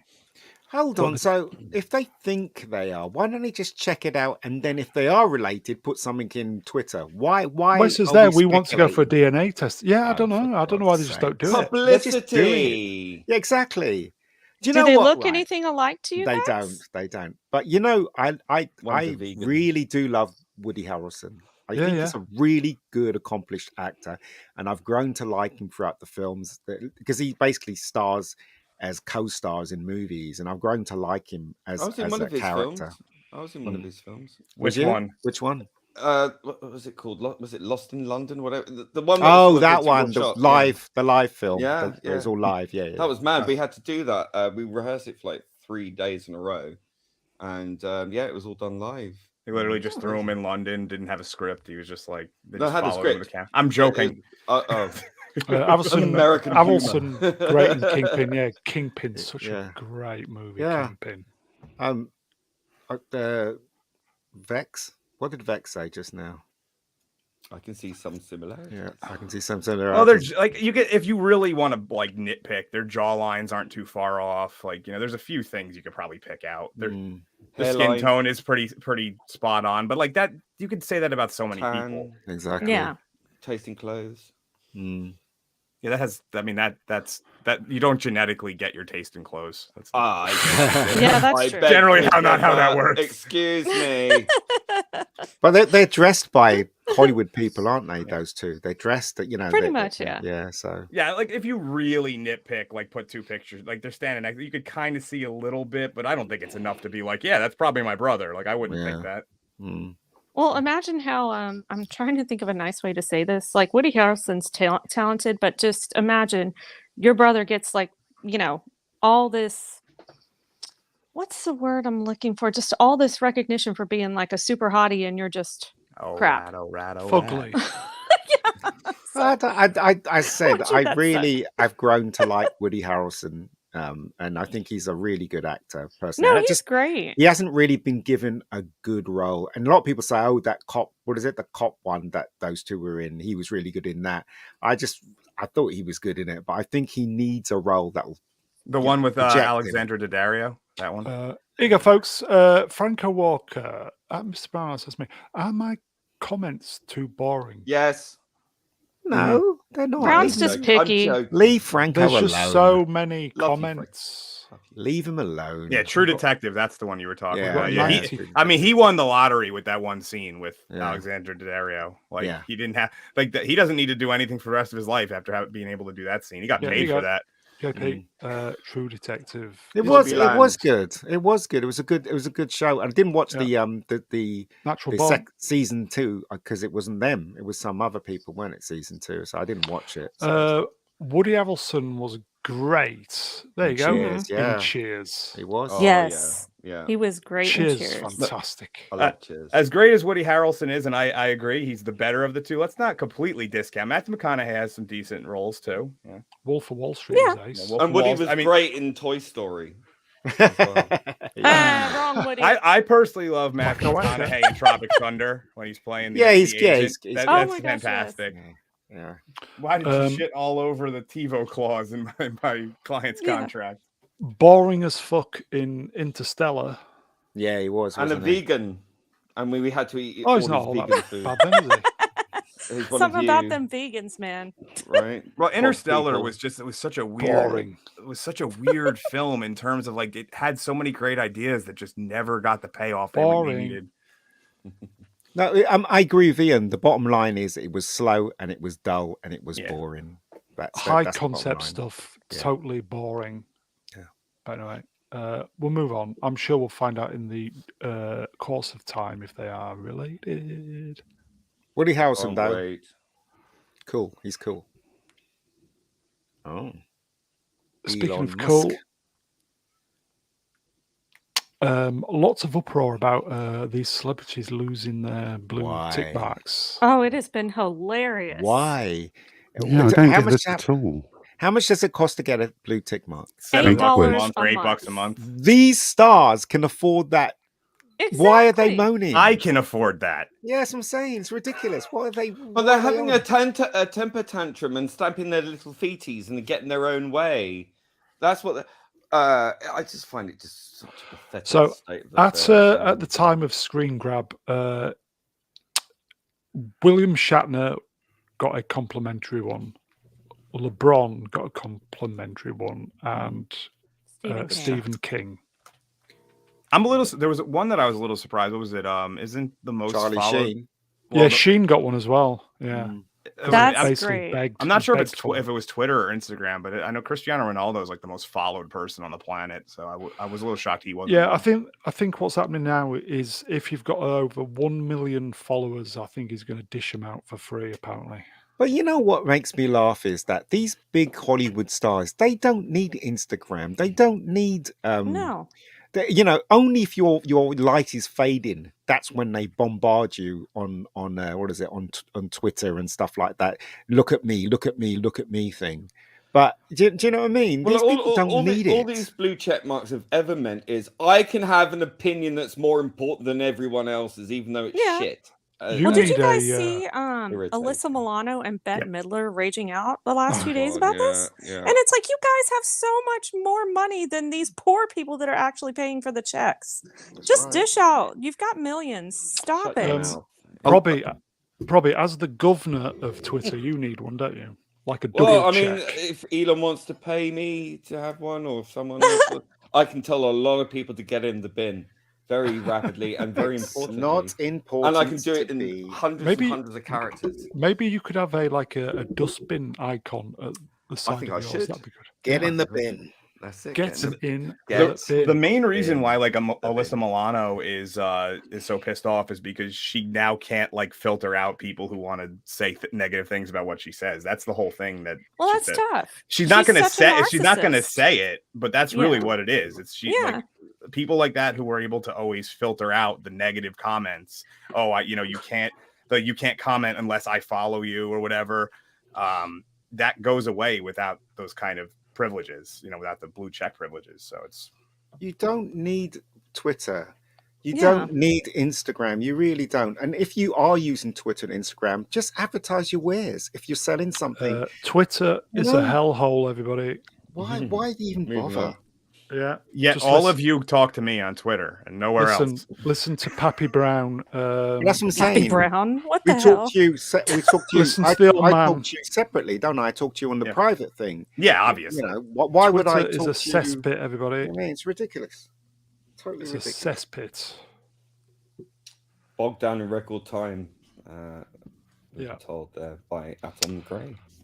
Okay, so shall we move on? Please. Yes. Do it. That wasn't much of a topic. No. Here you go, Annie Mouse. Yeah, well done, mate. Congratulations.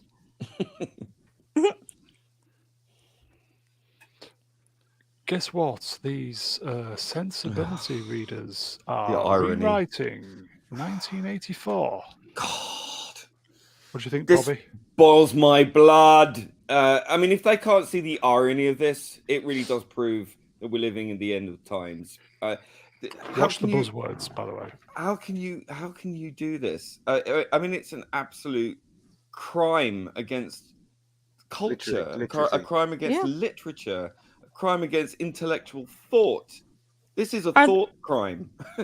Are they just doing this to like say like, oh well, this isn't this doesn't relate to the world in any sort of way currently, so let's kind of change the plot or some points a little bit so people don't see the similarities? Like it's not 1984. We could change this. This isn't how it happened back then. It's historically inaccurate. This reminds me of the TV version of Brave New World, where they changed everything, and I just think if you're going to try and do something like this for a political platform, whilst using 1984 Brave New World in these ways, it really does prove that we are living in dystopian times, because you can't just do that and change the meaning of it in order to suit your political narrative. I mean, it should be a warning, really. These people shouldn't be allowed. Who are these people? They're unelected.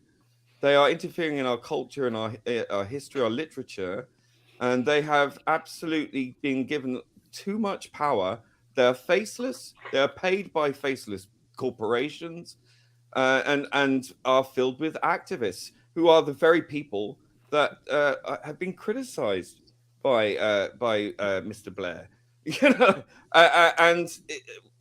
This is a warning that you'll lose. You'll lose this if you get the meaning of 1984 Brave New World altered in any way, and that continues throughout, and then the originals are lost or anything happens. It's frightening, and you can't justify that to me under any circumstance. Do you ever get the feeling that something is going on bigger than everything that we're talking about? Like today, right? We had that alarm on everyone's phones in England. Not mine. Did you get it? I switched mine off. Robbie? I switched my settings off. Right, it went off, and I'm thinking to myself, what is the point of this alarm? You know, are they trying to warn us that something big is going to happen in the future? Probably. That's why they're testing this alarm, because we never needed it in the past. Do you know what I mean? I'm a bit. This is when I put my tinfoil hat on. Do you know what I mean? How many earthquakes and tidal waves and hurricanes do we get in Blighty? You know, that's what I'm saying. Really? Why did we have this? What kind? Well, like, what was it? Just a test, or like? Yeah. So at 3:00, everyone's system. Mobile phone had an alarm that went off. Everyone's mobile. Not phone. mine. I turned it off. Yeah, of course you turned yours. Mine was turned on. I didn't get it. You can usually opt out of those things. Like I used to get like a lot of notifications for stuff like that. And apparently the alarm didn't sound for a lot of people. So there was for me it did. Here you go, folks. Not Brian. There's something to be said for this. Yeah, get a dumb phone. Honestly, folks, just get a dumb phone. You know, that explains a lot, Brown. Well, the Nokia is also doubled as hammers when necessary, so it was really worth it. If you've got a mobile phone, and it's switched on, and you've got all the GPS stuff, they can tell where you are within 6 feet. Well, they can tell where you are anyway without your phone. Brian says it's in case the Ruskies NUKE us, and I'm thinking, well, if they're going to do that, we're not going to be able to do anything about it anyway. And the type of things that they've got, one of them will do, and that'll be it. So it's too late anyway. Ask goodbye. If you decide to come off social media right now, it's too late. They've got your details because we were all conned into it. So all these people are not on social media. They think, I'm safe. They're not safe because they already got your details. They've already got all your stuff. So. You know, just to go back to the original topic about the book, since I've been talking about this a lot with a lot of different people over the years. Like, we're eventually going to have to get to a point, I believe, and I don't know who can do it, what country can do it, but there has to be somebody somewhere has to like essentially be like, no, there has to be an act that we can protecting art, like protecting books, protecting films, protecting whatever. That, you know, there has to at least be the original version still. They can't, like, because that's going to have to happen. I would urge everyone to contact Penguin and tell them to knock it off. So you can't be doing this. Like at some point that, like, you know, you need like a government, I don't care which one, has to just be like, no, we're not going to allow that to happen. And then you have archival versions that are the real version of something. Like you can't just erase a history like that. You know? Well, they're trying, aren't they? And I was gonna say, you know, the next step is going to be music. They're going to be dumbing down music. And Well, that's already and all happened, and they're doing it to movies and TV now. So you know, now they're doing it to literature. They're going through absolutely every art form, every intellectual process, even in the universities and in primary schools, nursery schools, everywhere, even in the home now. And I think all this, you know, as Ian says it before, this is very insidious. And it is, because, I mean, it's so blatant. They're not even trying to hide it. This is academia off the rails. They have far too much power. They're influenced far too much by the postmodernist neo-Marxism, which is, you know, former materialism to this kind of airy-fairy thing. But it's remember when we used to joke in the 1990s about how this political correctness has gone too far? Oh my God, if only we had that political correctness that we had then today. I'd take that. Yeah. I mean, that's how far we've... That was a warning back then. It was. And here we are. And we really need to rein this in before it's too late, before our culture Here you go, folks. completely Bank of Hostman for $5. Contact Penguin and let them know you are the people are pissed off. The only book to burn the Commie Manifesto. Boycott Penguin. Like, if there was one book that, like, that's clearly that with 1984, it's clear that it's a statement. That is a absolutely. Very, like, it's not, if there was one book that you try to make a statement with, it's this one. And I'm not sure, like, I have a feeling that this might end up biting them in the ass in a way, because I do have a feeling. Yeah, this isn't The Worst Witch or Harry Potter. This is 1984. This is a seminal piece of work, which is extremely, extremely important academically, culturally, historically. This guy fought against fascism, and he was a former communist. He realized that pretty much they're the same thing. And that he was warning us of this world of which to come. And here we are, actually sort of face it. I'd say it's more sort of... so was David Icke, though, wasn't he? Brave New World. Yeah, but, you know... I kind of feel like while it might be a war... Oh, sorry. While it might be a war of a different nature, it still has some dangerous parallels to the destruction of the Library of Alexandria, you know? Where are we going to be? Like, where are we going to be if we lose... where are we going to be if we lose our literature? I agree. Literature and I mean, if they're making edits now to satisfy the current generation, the next generation's going to want more edits, and the next one's going to want more edits. That's right. Until it becomes something completely unrecognizable. They want to curate reality itself. Yeah, they want to make it in their own image. This is their almost it is a narcissistic complex. It is a generation who have been brought up to believe that their true self is the most important thing ever, that they must make everyone conform to a monopolic kind of identity.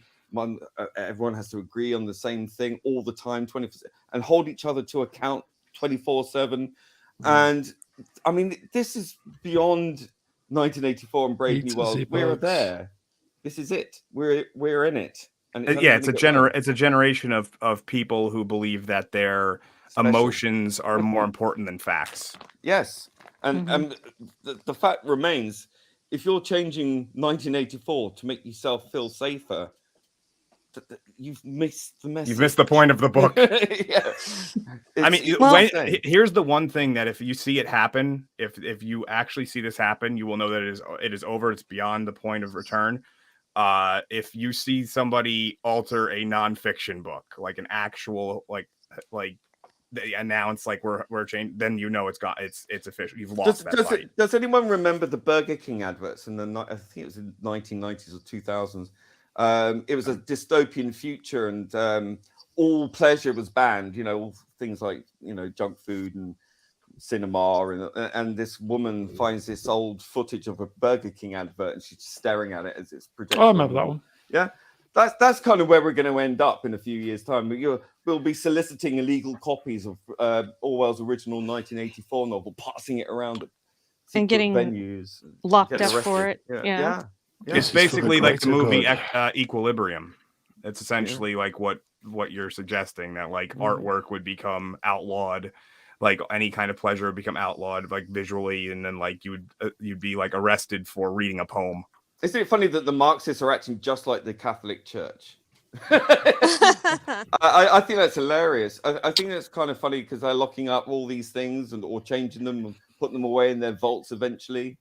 With the Catholic Church, you're just shamed for enjoying something. That's more what it is. It's pretty much the same thing. A lot of the chat are talking about the Black Cleopatra. Yeah, which has not been going down too well, has it? She was, especially in Egypt.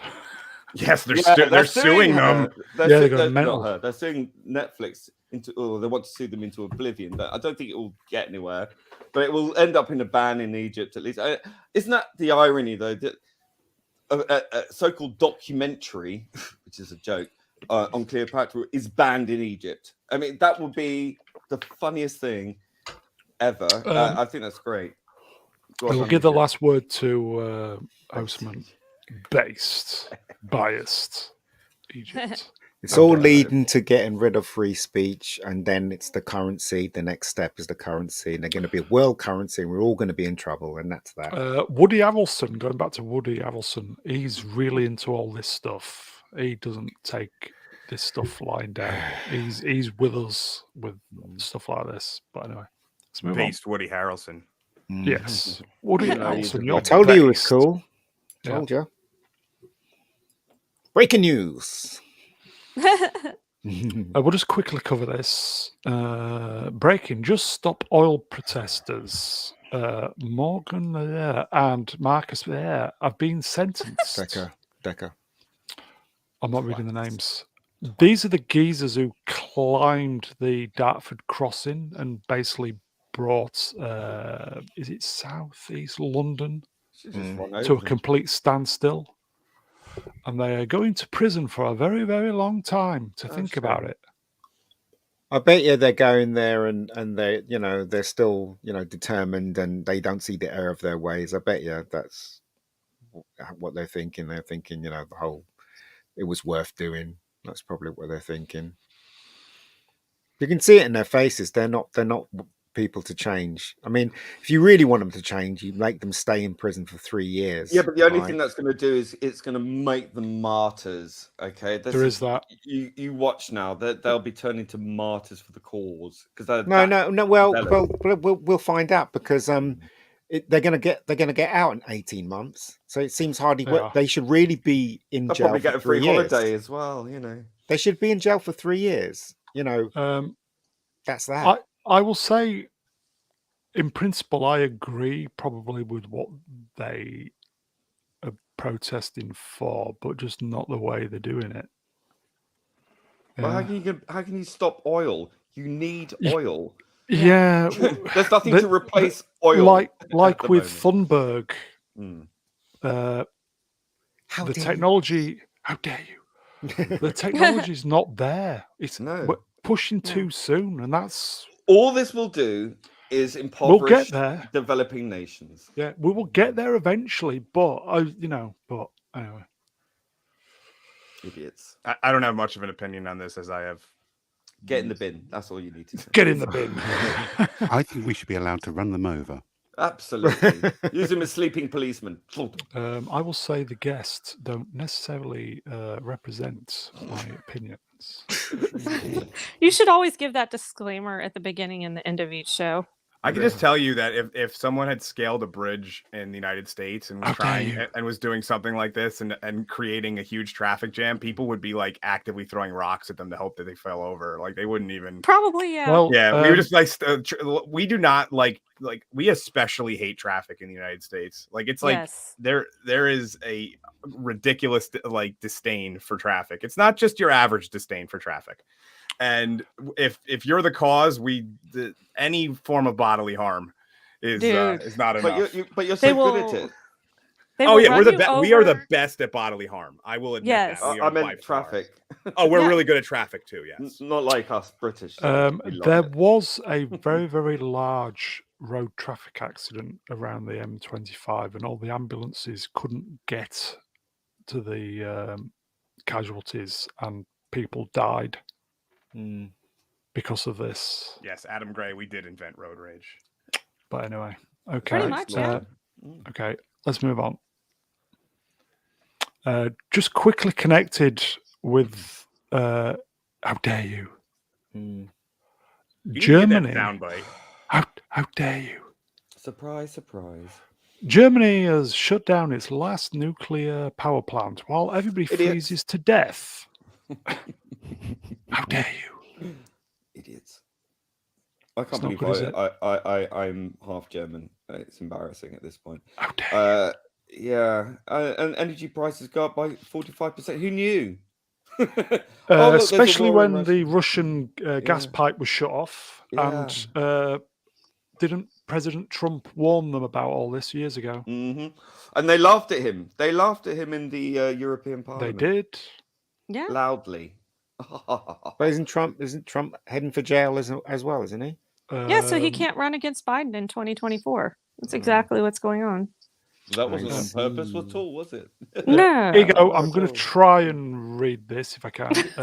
Bank of Hostman for $5. A message to all climate change activists: get and go to jail, although not necessarily in that order. I'll give them that. But they're opening coal-fired power stations. How the hell is that saving the planet? Yeah. I just think that historically, when Germany does something, you should always look a little deeper on why they're doing it. And do the opposite. You should just pay closer attention, a little bit closer attention to exactly why they're doing what they're doing. All this is distractions. Everything that you see, everything that we're complaining about is distraction for something bigger that's going on. That you will own nothing and be happy, Ian. I'm just saying. I'm just saying. I'm just saying. I will eat the crickets. I was actually reading Russia. Sorry. Everybody can read that. Go on, buddy. I was going to say I actually this was one that I looked up because this was another thing that I would never really heard about because it's why do we care? Americans. It's just we don't. It's just the way we look at it is the only stuff that matters is over here. We noticed. But apparently this has been a process of 12 or 13 years or something like that they've been going through. So this is been going on for quite a while, and everybody has been fighting them on it from all levels. They are just going 100% against what everybody wants. Here you go, folks. Channel favorites. I can't speak tonight. Sorry, I want to start again. Here you go, folks. Channel favorites in the chat. Velma Dinklage. Coal is black, the opposite of white. Of course, they're not using that instead. Of course, they're using that instead. But you burn coal though. Yeah, not a good look. Yeah, that's a terrible analogy. Germany and burning things, not a good thing. I would say. I just don't think they should have chopped all the trees down, but that's just me. How dare you? Shh, how dare you? Shall we move on? How dare you? Yes, please. Oh, she's been on fire lately. We've not had any J.K. Rowling news for a while. No, she was. She put someone in their place earlier today. That was fantastic. Yeah, go check her Twitter feed. Probably. Do you know what this is about? I haven't watched this one because I've been off Twitter for a week. But do fill me in. Ooh, Okay, which says here, dreadful news, which I feel duty bound to share. Activists in my mentions are trying to organize yet another boycott of my work. Oh, that works. This time of the Harry Potter TV show. As forewarned is forearmed, I've taken the precaution of laying into a large stock. That as well of champagne. Good girl. I love it. She's great. Yes, their boycott worked really well on the Hogwarts Legacy game, didn't it? When will they ever learn? 256% above their expected sales. Well, but like the Hogwarts Legacy thing was about like the whole, the whole LGBTQ plus stuff. This is actually about Harry Potter fans being upset that they feel that Harry Potter is being rebooted. They really love their movies, and they're really upset about having somebody else play Harry, et cetera, et cetera. So I can understand that point of view, especially like, from a fan's point of view, why people would feel that way. And Daniel Radcliffe is their Harry Potter. But at the same time, I mean, you can't stop people from doing it. You're just going to have to get over it. Don't watch. Yeah, I kind of understand what you just said with that. At what point is it too early to reboot things sometimes? Right? It's like... Yeah, but it's upsetting all the right people, so that's good. Yeah, I'll be. I was never into Harry Potter, Me not my neither. thing. But I'm gonna be well up for this. Yeah, the books were great. The movies were decent. Sorry. No, I was. I cut you off. I'm sorry. No, you're fine. But yeah, I do think it might be too soon. I mean, the last Harry Potter movie, I think, was in 2012, Deathly Hallows Part 2. So here we are 11 years later going, all right, we're going to go ahead and reboot it already. And that might be a bit too soon. Daniel Radcliffe thinks... Daniel Radcliffe thinks that young children can choose what gender they are. Oh, yes, there's that too. So, watch the buzzwords. Time to move on. Come on, move it along. Well, what I was going to say, though, is that I'm writing my check as we speak. I do remember when, I think it was the 6th movie came out. I knew several like big Harry Potter fans who were upset about certain parts of it not being in the films, because obviously you can't fit a 900-page book into a 2-hour movie. And so, like, in that sense, I believe that there is actually people who would want the more detailed version that a TV show can give you. So yeah, one season is a book, apparently. I mean, that's probably about right. That's fair. And with what's his name? Was it David Hayes that directed the last 4 movies? He did an absolute shit job of adapting the last 4 or the last 3 books. And he was, I think, mainly a commercial or television show director, and didn't really care for the characters, but kept getting hired anyways. And I didn't understand that one. And I didn't like what he did with the 5th book. I didn't like, or the 5th movie. I didn't like how he ended the Deathly Hallows. It was not very close to the book at all. And so I think if you're in that mindset where it's like, you know what, I want to see it be more true to the material, then by all means, I can definitely understand that. Disgusting film in the chat. JK trolling, more like. Oh yeah, I just love the fact that she doesn't back down. Like, there's something like pretty awesome about the fact she that doesn't give a shit. Does she? She digs her heels into the mud and just does not care. She's pretty savage. Right. She knows she's right, and those are right. and those heels that she's digging in are expensive, because all those people she's fighting gave her a shit ton of money. So Jimmy Choos, darling, Jimmy Choos. Probably. Yeah, it was a shame the game that was it Hogwarts Legacy failed. Moving on. Right.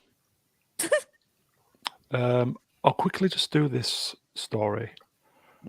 This is a museum in Edinburgh, which was doing what's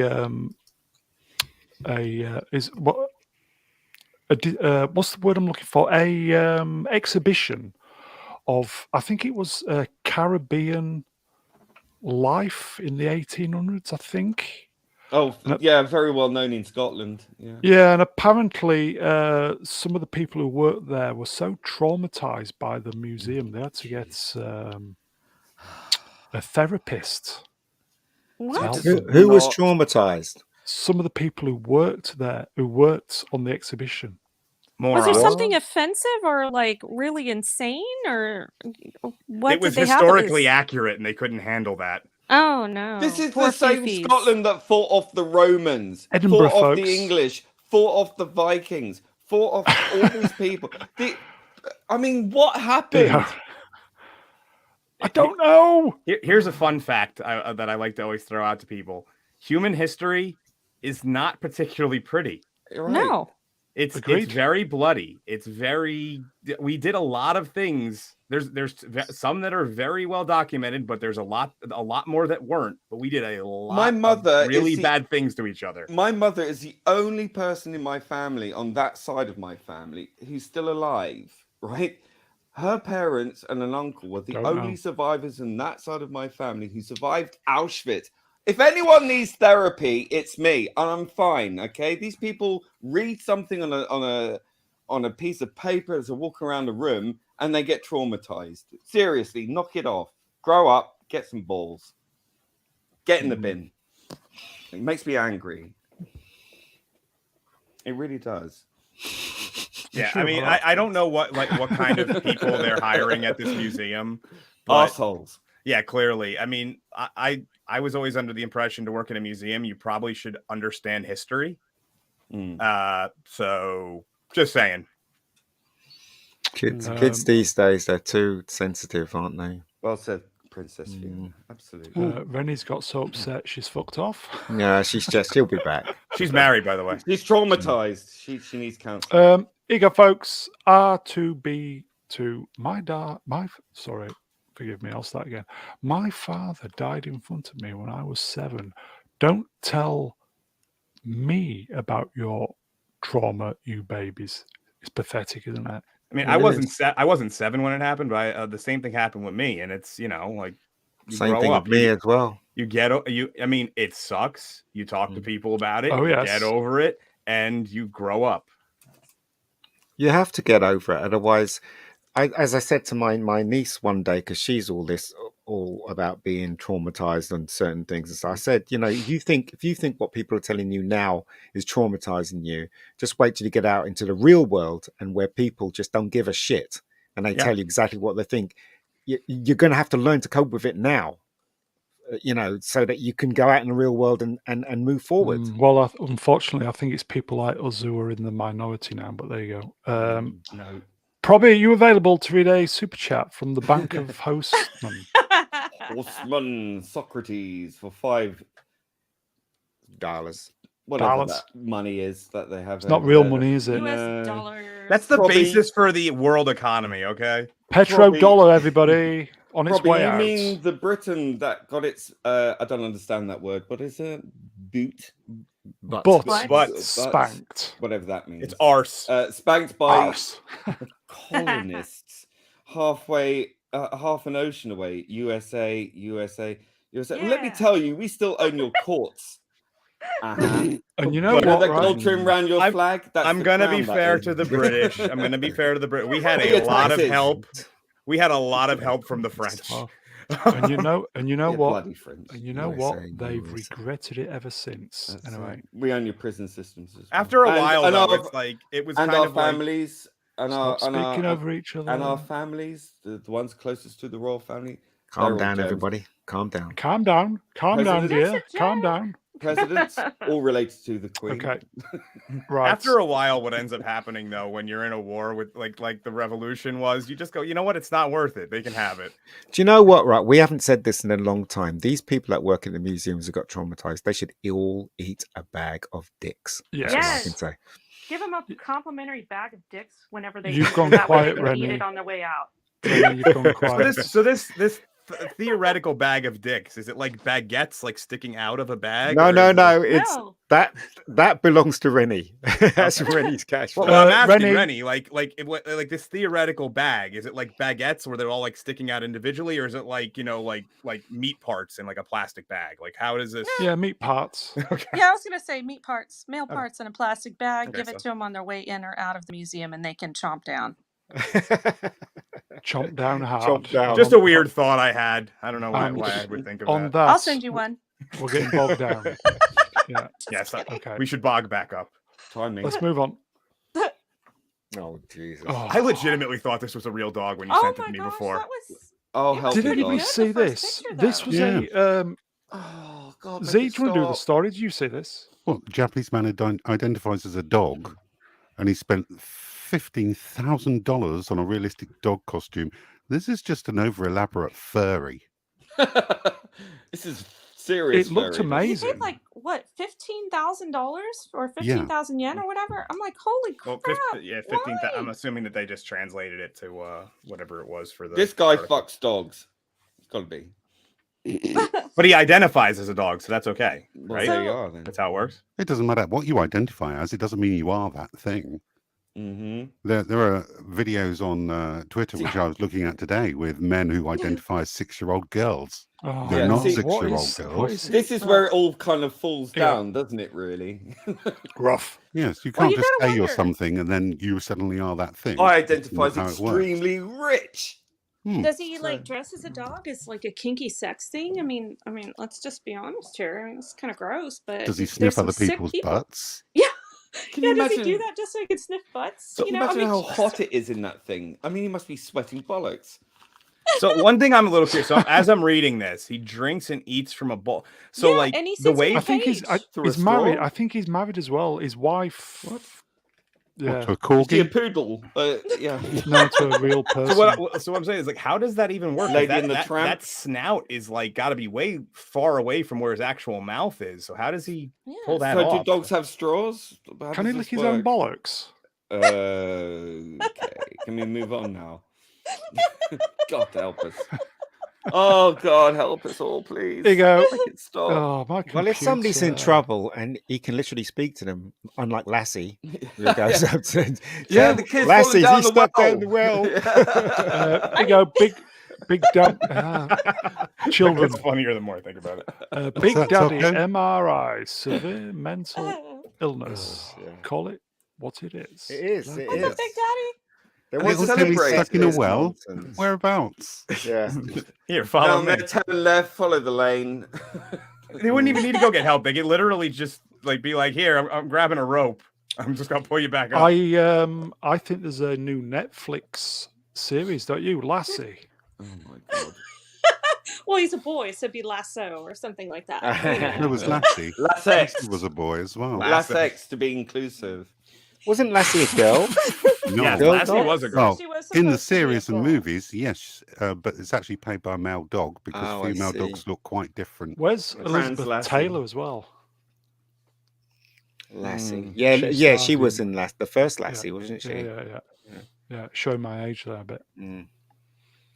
It looks very real. The only giveaway was when he was moving from place to place. You could tell it was a man who was basically Because on he all stood fours. up.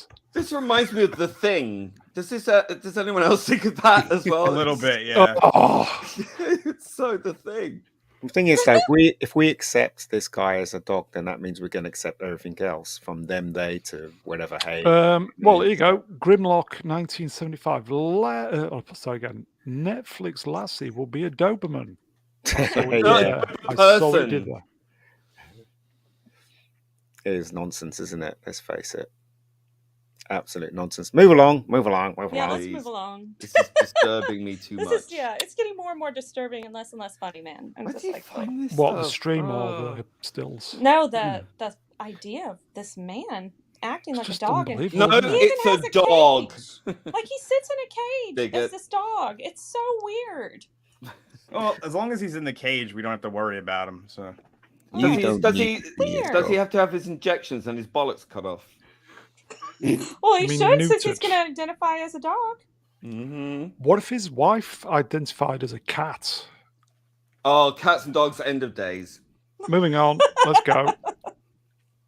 Cats and Okay, dogs so living back to together. normality now, folks. Okay. That's was- hysteria. we were going down a rabbit hole. A rabbit hole. Yeah. With the A dog. doggy hole. Yeah. Okay, so according to Fandango, whoever they are, they surveyed site. over 6,000 people, Mm. and these are the top 15 films everybody is looking forward Like to ever? this Oh, year. No, just this summer. Who did they ask? Collider fans? What? I mean, who? So People- I can actually people tell you spring exactly how ranks. that happens. They One at a basically time. just go to like shopping malls and just pick random people. That's Oh, is that what essentially it how is? So it's like Yeah. survey. Okay, good. Yeah, it's just a okay. survey, Shall that's all it we start from the bottom and work our way up then, like the dog Like you does? normally do, Brown. Yes. Shut up. Are you married? Okay. Your brown dog Perhaps. star. Yeah. 15 Gran Turismo. Is that the based on the video game? Didn't even know it was being made. Yeah, Anybody how heard could they of even it? make that into a movie? It doesn't have a story. It's just a racing game. It's a racing game. That's what I was going to say. Mate, there are How do you 11 feel Fast and about it? Furious movies. Good point. Okay. Yeah. Asteroid City. Is that a computer game as well? I think we talked about that, didn't Oh we? no, a few that's weeks the ago? the thingy, the weird filmmaker. Yeah, which show, looks isn't it? quite. Yeah, it looks yeah. alright. Looks alright. The Meg 2, The Trench. That's that the big shark the big thing. shark thing. Yeah, Yeah, no thanks. The first one wasn't that terrible. yeah, it was awful. It wasn't terrible. It wasn't terrible. It was Insidious, The Red Door. Insidious. That's I think Yeah, I'm that looking one might forward to that. actually. Yeah, the I'm get some Insidious traction. series is a very underrated horror movie series. Well, it's not underrated. They're huge successes, so I wouldn't Yeah, I say. was it's gonna Well, say, I mean, pretty when it big. comes to like when people like list like best horror series, like it's never on any list. That's when Yeah, when that's I say true. it's very underrated. I mean, like the later ones weren't as good, but the first two were pretty damn good. So. Oh God, here we go then. Number 11, Indiana Jones and the Dial of Destiny. Skip it. No, that's going to Rumor, crash take and it with a grain of burn. salt. No. Are you I'm going to married? see it though. I am going to see it. Where's Yes. June? Where's June 2? For heaven's sake.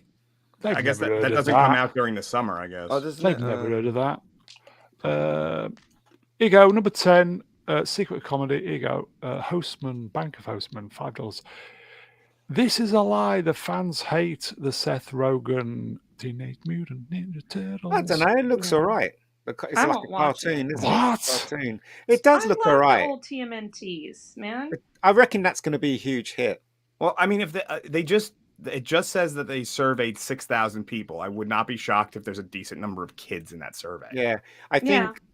I think That's why I've never heard of this June. New Mutant Ninja Turtles is going to be a big hit. It does look like it has hit written all over it. I But think it's going to be. we won't be watching it. It'll appeal to the kids, so I Yeah, of assume course. it will. 'cause, Yeah, so the kids will go and see it definitely. yeah, I think we've said many times we just need to accept the fact that all this stuff isn't made for us anymore. Well, the Teenage is it Mutant made Ninja for? Turtles, it's made for the American kids. I mean, yeah, Yeah. British kids like it as well, but mostly the American kids. And I think they're going to lap it up. They're going to lap it. I saw the trailer. I thought it was fine. Looked quite I Consume. fun. probably will like it, but I wouldn't like it. Here I you grew go. up with Teenage Mutant Ninja Turtle. Number 9, I can't speak. Haunted. Haunted Mansion. Don't even Is know that what like that is. a remake of the one that Disney did with like Eddie Murphy in the early 2000s? No, it's not. But Don't I know. what it is. I don't know what it is. Yeah. I haven't even heard about that. So No. like everything else on this list I've heard about, but that It not sounds that like one. something you'd find on Netflix, doesn't it? I think it's a remake. It's a remake of an old film, is it? I don't know. Here you go, Bank of Hostman, $5. Ian, they're supposed to make one of the turtles. I can barely touch a turtle without getting botulism. Oh, really? Imagine that. Well, Is hold on a minute. one of them gay? Leonardo da Vinci was gay, so Might be Leonardo. Okay, then. possibly then. Okay. Well, let's hope he finds another gay anthropomorphic turtle. be a bit Oh my lonely. Yeah. Otherwise. Okay, so number 8, Oppenheimer. No, not Yes. interested. I'm Not interested. I feel like that the hype for that movie dies a little bit more the closer it gets. I don't Yeah. think so. So do you think it will bomb? I do. In Japan, it will, No, yes. you didn't. It will bomb not once but Did you twice. get in a Japan. reaction? Oh, dear. Ha ha ha. I think it will bomb.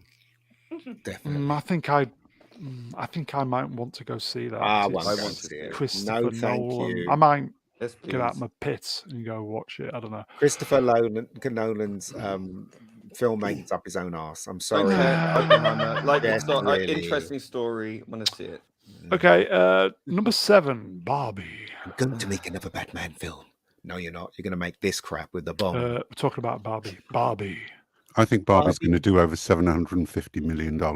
Yeah, I think I agree with that. I really do. It's Little gonna be girl's big. gonna go see this It will movie be for big. sure. I every saw girl the will go trailer. and do The this. trailer looked a bit weird. She gets out of her shoes and she still walks with her feet up. It's really weird. so here you go, Hostman. I agree totally. Yep, me too. If Yeah, they agreed. play into Although- like the ridiculousness of what Barbie can be, it could be hilarious. I'm just not sure if they're going to go that far. Well, I mean, I think the Lego people, when they did the Lego movie, they did that really well. So hopefully it'd be something like that, I guess. Unless they're gonna use it just to subvert that as well, like everything else. But for girls this time, so here you go. I'm gonna try and pronounce that W45P W45P. Barbie. Welcome, by the way. Barbie equals Super Mario. Yeah, I'll agree with that. I like how you were like, I'm going to try to pronounce that, and you just said all the characters in. I like Franco Walker's comment there. Yeah, who's going to play Ken, by the way? It's Ryan Gosling. It's that's right. Blade Runner, isn't it? They could have gotten He's a a better looking replicant. dude. Is Ken a Fugly replicant? Superman should play Ken. Yeah. Fugly Superman. No, he shouldn't. God, no. Okay. No, So we kind of agreed Barbie's going to do very well, isn't it? No, it's not. It's not. It's not going to do well. I think it will. I think it'll do well. Ian says it isn't, so it is going to do well. Kiss of death on it. Okay. Number 6, Fast X. That'll probably make money, but. Have you seen the trailer for it? I haven't seen any of them. Have you seen the trailer? I watched the spin-off Hobbs and Shaw. That was terrible. But, yeah, it was. But I haven't Have you watched seen the any trailer of for the this one, though? No. It's basically another one of his relatives trying to kill him. So they did that story before. They don't really need to do much. They don't need to really do much in the way of advertising for the Fast movies anymore, It's family, though, isn't it? Because of the nature of how they come out. It's just you just know it's coming. It's already pre advertised for. Basically. Here you go, Smilex. It's all about family. And how are they going to explain what's his name missing? You know, the Friday Night Tights said they'll bring him back as an AI or something. Really? Yeah. Deep fake Paul Walker. Yeah. Oh God, that's a shame because that was like they made a whole big deal about how they weren't going to do that stuff. You know, Paul Walker was. In fact, that was supposed to be the end. Like that was like what was that 7? I believe. Yeah, it was supposed to be the end, and now they're still here. Yeah. Yeah, if you include Hobbs and Shaw, this is going to be the 4th movie that's come out since his death. The Rock isn't in this one, though. The Rock's not in Fast X. Well, yeah, because they've officially kind of like separated Hobbs and Shaw into their own spin-off to like hopefully keep that going, but I'm not sure how much they're going to do with that. They're not going to keep that going. There you go. Rest in peace, Carl Clone. Rest in peace. Everybody spread the word. Rest in peace, Carl Clone. Okay, so, this is the one, folks. Number 5. Hammerhead Shark Woman. Yeah, eyes far apart, Ariel. the Little Mermaid. I reckon it's going to be a flop. People are going to go and see it, but it's going to be a flop. I reckon. Oh God. Personally. It'll have a huge drop off the second weekend probably. Yeah, I agree. I think it'll do well at first and then drop off because that's almost every Disney movie now. Whether it be Marvel or whatever. They have a huge opening weekend, and then they have like a massive drop off for the second one. It's gonna be shite. Okay, number. Sorry, just reading the comments on that is hilarious. I can't keep up because the chat are on fire like they normally are. Here you go, number 4, Transformers: Rise of the Beasts. I'm out. Can't be asked. I mean, it's still got Peter Cullen as Optimus Prime, so I'm pretty sure it'll make some money. Again, I'm gonna go see it. The first week it's gonna make money, and then it's gonna drop off. I think. I still can't tell which what's the Autobot, what's Decepticon. They all look like a mess on screen to me. I just can't get into it. I'm gonna go see it purely because I've seen all the rest. Z, you're a bit of a droid. Would you be interested in kind of roboty stuff? Yeah, I quite enjoy the trailers, so I'm probably going to watch it at home, but not enough to drive me to the cinema. One of the things it does have going for it is obviously like they've already strip mined the original Transformers for all it's worth with the films. This one is tapping into Beast Wars, which has an entire like separate section of its fan base that hasn't really been touched yet. So it may have in my opinion, that will bring it back up because that's something people have been asking for. Yeah, that's true. It's it's the first one I'm interested in a while. Like I wasn't interested for a long time in the Transformers films. This is the first one I'm interested in a while. Not according to Hostman. Dead on Arrival, mate. It looked Did you see the trailer? It looks actually like it might be fairly decent. Just saying. Okay, so number 3. Movie of the year, folks. The Flash. I'm shocked that's not number 1. Yeah, I was going to say, because with Michael Keaton coming back as Batman and being a huge draw and a huge advertisement for this movie, I do see some of the people that were all gung-ho Batman like 1989, 1990 going to see this movie. So do I agree. Here you go, Winky Wanky Woo, The Flush. I think because of Michael Keaton, this is going to be a hit. It's not going to be because of The Flash. Exactly. Michael That's Keaton the thing, holding it off the number 1 spot, quite honestly. Oh, I think it's going to create such a I think it's going to be good. If this comes out and is a huge financial success and people actually enjoy it, it is going to throw such a monkey wrench into all of DC's plans. Yeah, James Gunn's whole thing is they're going to have to like really sit back and be like, what the hell are we doing? Okay, so go support it, everybody. Go support it then. Yes, just for the memes and the lulz. Yeah. Yes. You never know, we might get Cavill back if you go support it. Here you go. That's right. Number 2, Mission Impossible. I disavow that comment. Just like, after what that guy did, really? No. I can't wait for Mission Impossible Dead Reckoning. I know it's going to end in a cliffhanger, which is going to really piss me off, but I love the Mission Impossible films. I think they're great. I think it's going to do well. Yeah. It's going to be. Yeah, I think so too. I'm going to be in the cinema for that one. It's going to make $1 billion. $1 billion because of Top Gun. Yeah. And Mr. Cruise. Plus, Tom Cruise, being as crazy as he is, one thing he is really good about is he appreciates his fandom and he wants to do right by them. So he earned a little bit more respect from me for that. A lot of fucking great stunts in this one. So I can't wait to watch this. He is the best example of if you separate the actual human being from their body of work. You can have a huge amount of respect for a person. He's the last movie star, so he's going to be the big pool. Yeah. Well, Clint Eastwood's still alive. Well, just barely. Just about. Yeah, just about. Harrison Ford, but bless him. There you go. Winky Wanky Woo. He does proper stunts. Yeah, he does his own. Yeah, does his own. Yeah. He's as I said, he's out Bond, isn't he? Mission Impossible. Cheers, Andy. Yeah, put Bond back in the 60s. Okay, so number 1, Across the Spider-Verse. Nope. No. I didn't with all that messaging that they put in the trailer in the trailer with the protect T kids. No. I'm not on board. I didn't mind the first one, but quite frankly, the first one is not enough to make me invest my time in a second one. No, I know. It doesn't be the same thing. Yeah, I don't know. I saw the trailer, and again, Miles Morales is slobbering all over what's her name, Spider-Gwen, and Spider-Gwen's more clever and all that, and I just I'm out. Yeah. I can't be looking at this stuff anymore. Peter Parker is my only Spider-Man. Exactly, same here. I can't do it with Miles Morales and pregnant or any Spider-Woman, black pregnant Spider-Woman, really? I mean, come on. That bombshell, we'll move on. I was just gonna say one thing, that it is a shame to me that Miguel O'Hara, the Spider-Man 2099, the blue and red one right there, that people have been asking for him for years, and this is what it ends up being in. It's just it's a shame that it feels like it's wasted. Yeah. Well, the Craven film's coming out, isn't it? Probably. Yeah, and I'm like, because I saw pictures and stuff. They've made it, and it's just like, well, why would you make a film on Craven? Why would you do that when you put more money into the Spider-Man movie? Yeah, John Craven's News Round. The movie. And on that bombshell, we'll move on. Sweet.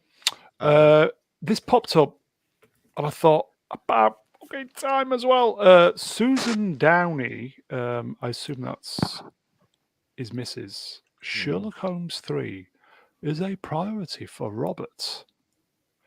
We're going to do it when it's right, with the right people. I liked the Sherlock Holmes movie. Yeah, I did as well. I thought they were fantastic. I didn't. I thought they were great fun. It was. Snatch. No, I liked them. Nothing like the superior and brilliant BBC Sherlock Holmes from the 80s. That was great. But for a bit of Hollywood fluff. It's good fun. I think so. Yeah. He looks quite old now, doesn't he, Robert? Yeah, Downey he's been Jr.? looking pretty rough lately. Vegan. Exactly. Yeah. Ill looking. He was looking great, and then like, It seems like veganism when you don't do it for a long Careful. time. Well, I was gonna be fair. It seems like when you don't do it for like most of your life, and then like get really into it like quickly, it has a lot of negatives to your body. It's something you have to kind of ease into and do for a long period of time, like slowly. He's hardcore vegan. I'm quite scared for the next one because of current times. I mean, I hope Sherlock's not going to end up kissing Watson. Watson? Yeah, so do you know what I mean? When you have two friends that are on screen, suddenly everybody's like, I love they've got to you. be gay. Yeah, it's I like, love you, Watson. Yeah, it's rubbish, isn't it? So. I love you, Data. I love you, Data. It's funny because Robert Downey Jr. has gone from Iron Man to looking like Iron Deficiency Man. Yeah, I was going to be fair. I wasn't going to sit here and just shit talk vegans. It's just I've noticed that if you go hardcore into it too quickly, your body doesn't know how to respond very well. Do you hear that story that Robbie Downey Jr. told when they were on Graham Norton about they had all these stunt people on the ground and they had false hands on the ground? And him and Robbie Downey Jr. was walking around. Robbie said, "They're false hands. Look at this." And he stamped on one of them, and he literally stamped on a stunt guy's hand. And he was so ashamed that he did that. But the way they told it on Graham Norton was really absolutely hilarious. But yeah, mucking around on the way you tell him. Yeah, it's the way you tell him. It's the way you tell him. Okay, we'll move on. Mario. Okay. Well, he thought. At the moment, Super Mario's made. Obviously, there was plenty of slides, Twitter stuff going on about this. It's made $800 million at the moment. I'm surprised with Chris Pratt voicing Mario that didn't get any. Backlash. I thought it was okay. I saw the movie; it was all right. wasn't great. It was kids liked it. That's about it, really. There you go. I think this is president of Nintendo, Shigeru Miyamoto, says there is no doubt there will be more. What's the other Nintendo movie, Tetris? Well, yeah, that could work as a movie, or could it? It's great. Yeah, it's fantastic. So good. There's absolutely no reason for them to not release more movies. I mean, it was an overwhelming success. I'm assuming that Donkey Kong is going to get his own film. Probably, I would assume. Yeah, I mean, I'm wondering if they're going to end up going the route of trying to make them all in the same universe right off the bat, or if they're going to try to make them their own individual things. Yeah. Somebody's typing. Who's typing? Who's typing? It's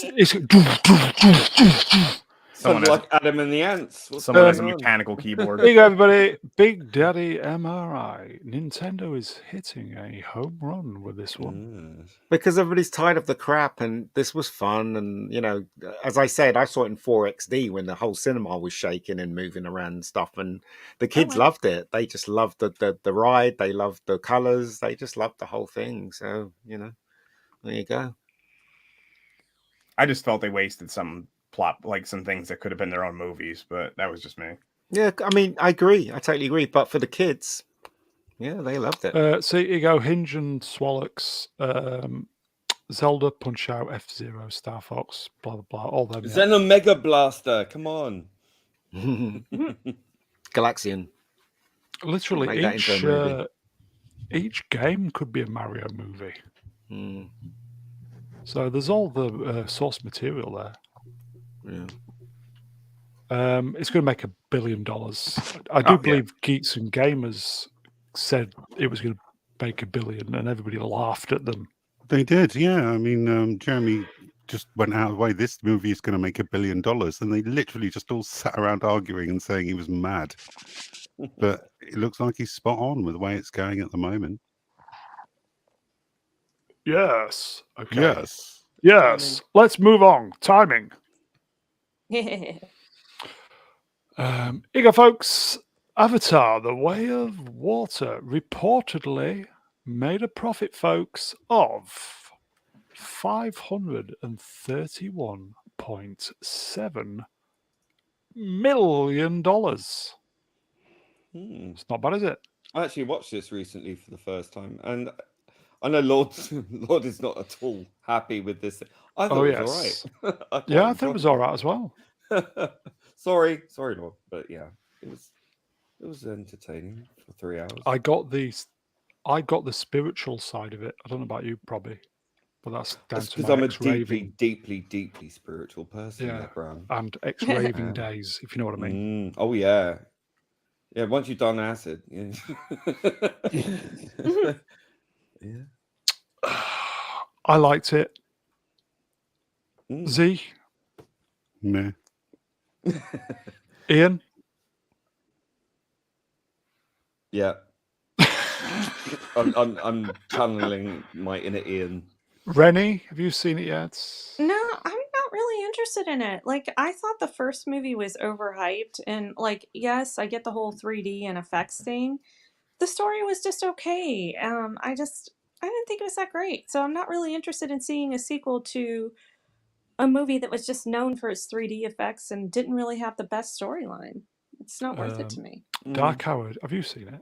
I have not, and literally everything Rennie just said. I had very little interest in it when it came to. I had no, like, the first one didn't leave me wondering, like, oh well, I wonder what happens next, so I didn't bother to go see it. But Exactly. I'm not shocked it made like that much profit. Yeah, I am a little shocked because like apparently the budget was ridiculous, so it is a little shocking that they made that much profit. But yeah, Had strong family values, which I think probably why it did quite well as well. And it wasn't lecturing us about certain things, but other things. But it was enjoyable to a point. That's the thing, and it's very basic. And people sometimes, majority of people just want to do their 9-to-5 job, go to the cinema, and just eat popcorn and just watch something that's really simple. And this believe you me, this film is very simple. Yeah. So okay. Okay, so Avatar 3 on the way. Okay.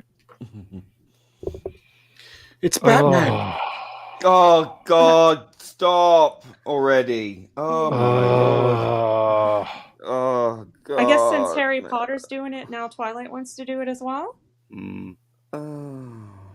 Yeah, why not? They should reboot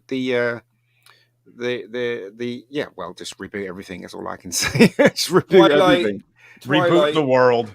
Twilight was the IP that ruined cinema. It ruined the culture of fandom. This is the one that brought in all the shippers and all that nonsense. This was the thing that started all this nonsense. Yeah, but the film was boring. Oh, it's just awful. It was so slow and boring. So it that's ruined the the convention scene too. It that's ruined the male everything. perspective. Well, there are always exceptions. This is why Vex is my future ex-wife. ex-wife. You're gonna argue over this, aren't you? Oh yes, this is what we're going to divorce over. We've moved on from Elton John CDs now. Vex. Like, I don't know. I read the books, so I watched the movies, and they weren't great, but you know what? They got a lot of the characters right and all that stuff. But I'm not like gung ho for the show, but I'm not against it because there were some things left to be desired in like the third, fourth, and fifth movies. So like actually spending money on the CG. Okay, yeah, I apologize to the woman on the stream. She's married. Hostman, Bank of Hostman for $5. Twilight vampires are low rent strippers. Change my mind. Well, but that's the thing, right? Like in all vampire lore, I think, except for maybe the Lost Boys or maybe a couple others. For the most part, vampires are usually depicted very sensual, very beautiful. Like you never see a vampire and go, "Oh, that's one ugly motherfucker." You haven't seen Christopher Lee, have you, as Dracula? Do vampires get married? Edward Cullen did. So yes. How old was he when he got married to that 17-year-old girl? He was stuck forever in 17, but I think he was more like 107. Yeah. Just go and watch Interview with the Vampire and, Shadow of the Vampire. And here you go, folks. Franco Walker in the chat. Is Rennie L married? Actually, she's not. It's a lie. She's not married. She's married to a... Anyway, sorry, carry on. I love how our husband is sticking up for her at this moment. Absolutely. Oh no, He's got no choice. The show, He's got no choice. I don't think he liked the movies. Did you, dear? I didn't watch it. Yeah, Don't blame me. He's just trying to What's deny that he watched it. He's just trying to deny it. Utter dog shite, in my opinion. But anyway, shall we move on? Please, enough sparkly vampire Do it. shite. Move along. You're just jealous. Football, Oh my folks. Oh, Ant-Man. please. Okay, I'm out. Paul Rudd, Wrexham. That's what's his face? Ryan. Ryan Reynolds. Yeah, they got promoted, didn't they? So he's gone there to support Ryan Reynolds' team. His mate, yeah, and they had it was all over social media. And what about all these fellas? Are they just general Just fans? fans. Yeah, I just feel bad for fans. that guy on the far left. He got caught with his eyes closed. Yeah. Ant-Man. You get this probably once in a lifetime opportunity to go take a candid photo with Paul Rudd, and your eyes are just flat out closed in the picture. So he's in a shit movie, and then he ends up supporting the shit team. That's pretty interesting. Well, no, they got Poor promoted. guy. Yeah, to what? To the Premier League. The next really? league, I don't know. I don't care about football, so I don't give No, a me shit about neither. this at all. Football is soccer, by the way, Not folks. Essex. Yeah, not NFL. Look, I want to just bring this up. The British invented the word soccer and then make fun of us for using it. It's No, we very didn't. annoying. Yes, No, you did. we didn't. Yes, you No, did. It's we short didn't. for association football. We- Then yeah, used yeah, soccer. We didn't invite. We did not use that. We did not use it. It's only the Americans used it. So here you go, We'll Big Daddy. agree to Yeah, disagree on soccer. Soccer. Well, when you kick a ball with your foot, it's generally football. When you carry it and run around, that's really not kind of football. Hand is it? egg. Yeah. You're gonna laugh when I tell you the Cheers, Donny. actual reason why we've kept the name football in the United States. Stole the name. Well, it's because the ball is actually a foot long. That's why we've kept the name. You go, Oh, Winky. please. That's Winky. weak. Here you go, Winky Wanky Woo. Your American football is shit. I quite Nah, like dude. it. I No, gotta you disagree shouldn't. with No, you that's on that. disrespectful. That's Ooh. disrespectful. I quite It like is. That's a bit near the pretty knuckle, is that? disrespectful, Yeah. I used to watch the Chicago Bears in the 90s. Well, if you watched Later. the Chicago Bears for a while, you would think it was shit. Yeah, I can. I understand. liked them when I was a kid. There was a point where American Bears. football was quite big in England at one point. They played it on 80s. Sky. Was it the Yeah, 80s? yeah, Sky yeah. and stuff. So there were a lot of fans over It was here. on Channel 4. Yeah, it Well, was every like time that. they bring a game over there, they sell out How whatever dare you. stadium. I think last time it was what? It was Wembley. I think Yeah, last time? Wembley fills out every year. Yeah. So it is popular over here. So. It is. Mm. Well, it's Okay. Americans running into each other at very high speeds and giving each other brain damage. What isn't there Yeah. to love? Like these guys actually get injured. It's pretty awesome. Yeah, but we you got go. rugby without the gear, so Pads. they Late without the 80s, pads and Channel stuff, 4, don't yeah. they? Yeah. So They suffer for their sport. yeah, there you go. It's actually statistically been proven that the gear actually leads to more injuries because people are less Yes. likely to tackle properly. What? Yeah, Yeah. they're less likely to tackle properly, so they end up hurting themselves more often than not because they think that they're invincible because they're wearing armor essentially. Yeah. I'd like to see them up against the Welsh rugby team. Just going to say that. Let's move on. Move along. Okay, if you can see this, because I can't, I'm blind as a bat. This appeared I think it was in the DMs, wasn't it, Rennie? Yes. Yeah, the This- Avengers of the 80s. Pretty freaking cool ideas for characters. Just saying. So, if I can read it, It's very small. I know. I can Brad read most of Pitt as. Oh, can you read them? Do you want to go through them? Yeah, look, it looks like it's Brad Pitt as Captain America. Mm. Winter Soldier would be John Stamos. Falcon Eddie Murphy. Yeah. I'll just go line by line. Do you want me to stop at the line? All right. Scarlet Witch would be Alicia Silverstone. Ooh. Hawkeye would be Christian Slater.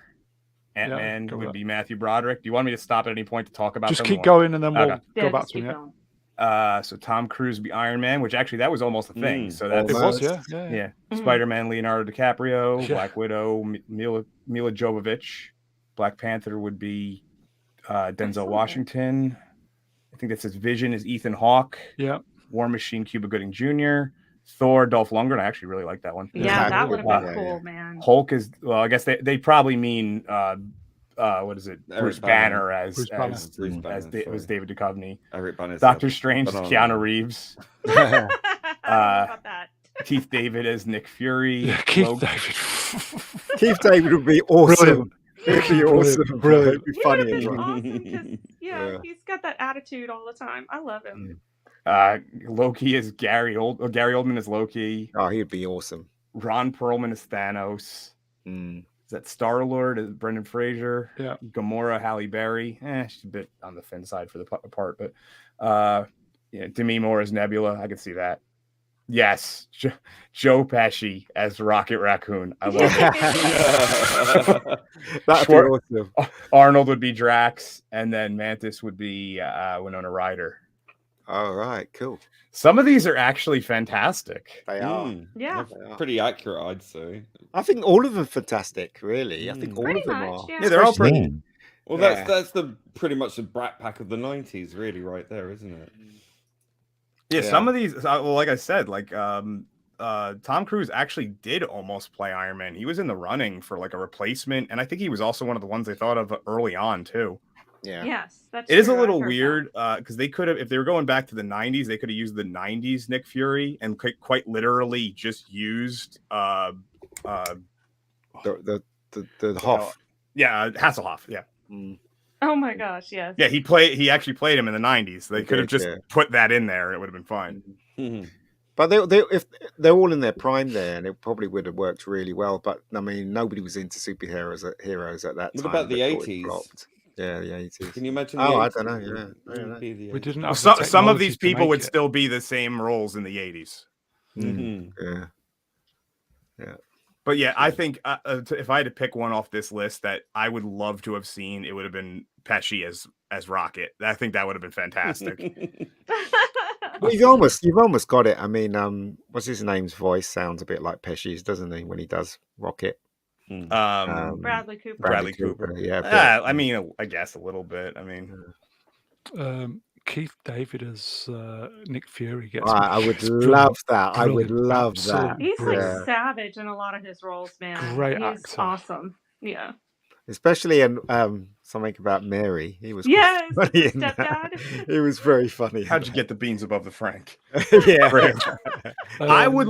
So if they were doing it in the 90s, though, I would have loved for them to use non-CG Incredible Hulk and actually have it just be like just a Hulk, like a literal version. Yeah. Like yeah, just be like, being because the like Hulk CG part. obviously wasn't good in the 90s either. So Z. What? You all right? You all right? What? Yeah, I'm fine. Any thoughts? And then we'll move on. It would be astronomically expensive to make the MCU series with these guys. De-age them. Yeah, it would. No, it would. When they were at their peak. Yeah. it would actually be a lot cheaper to do this now. Yeah, it would.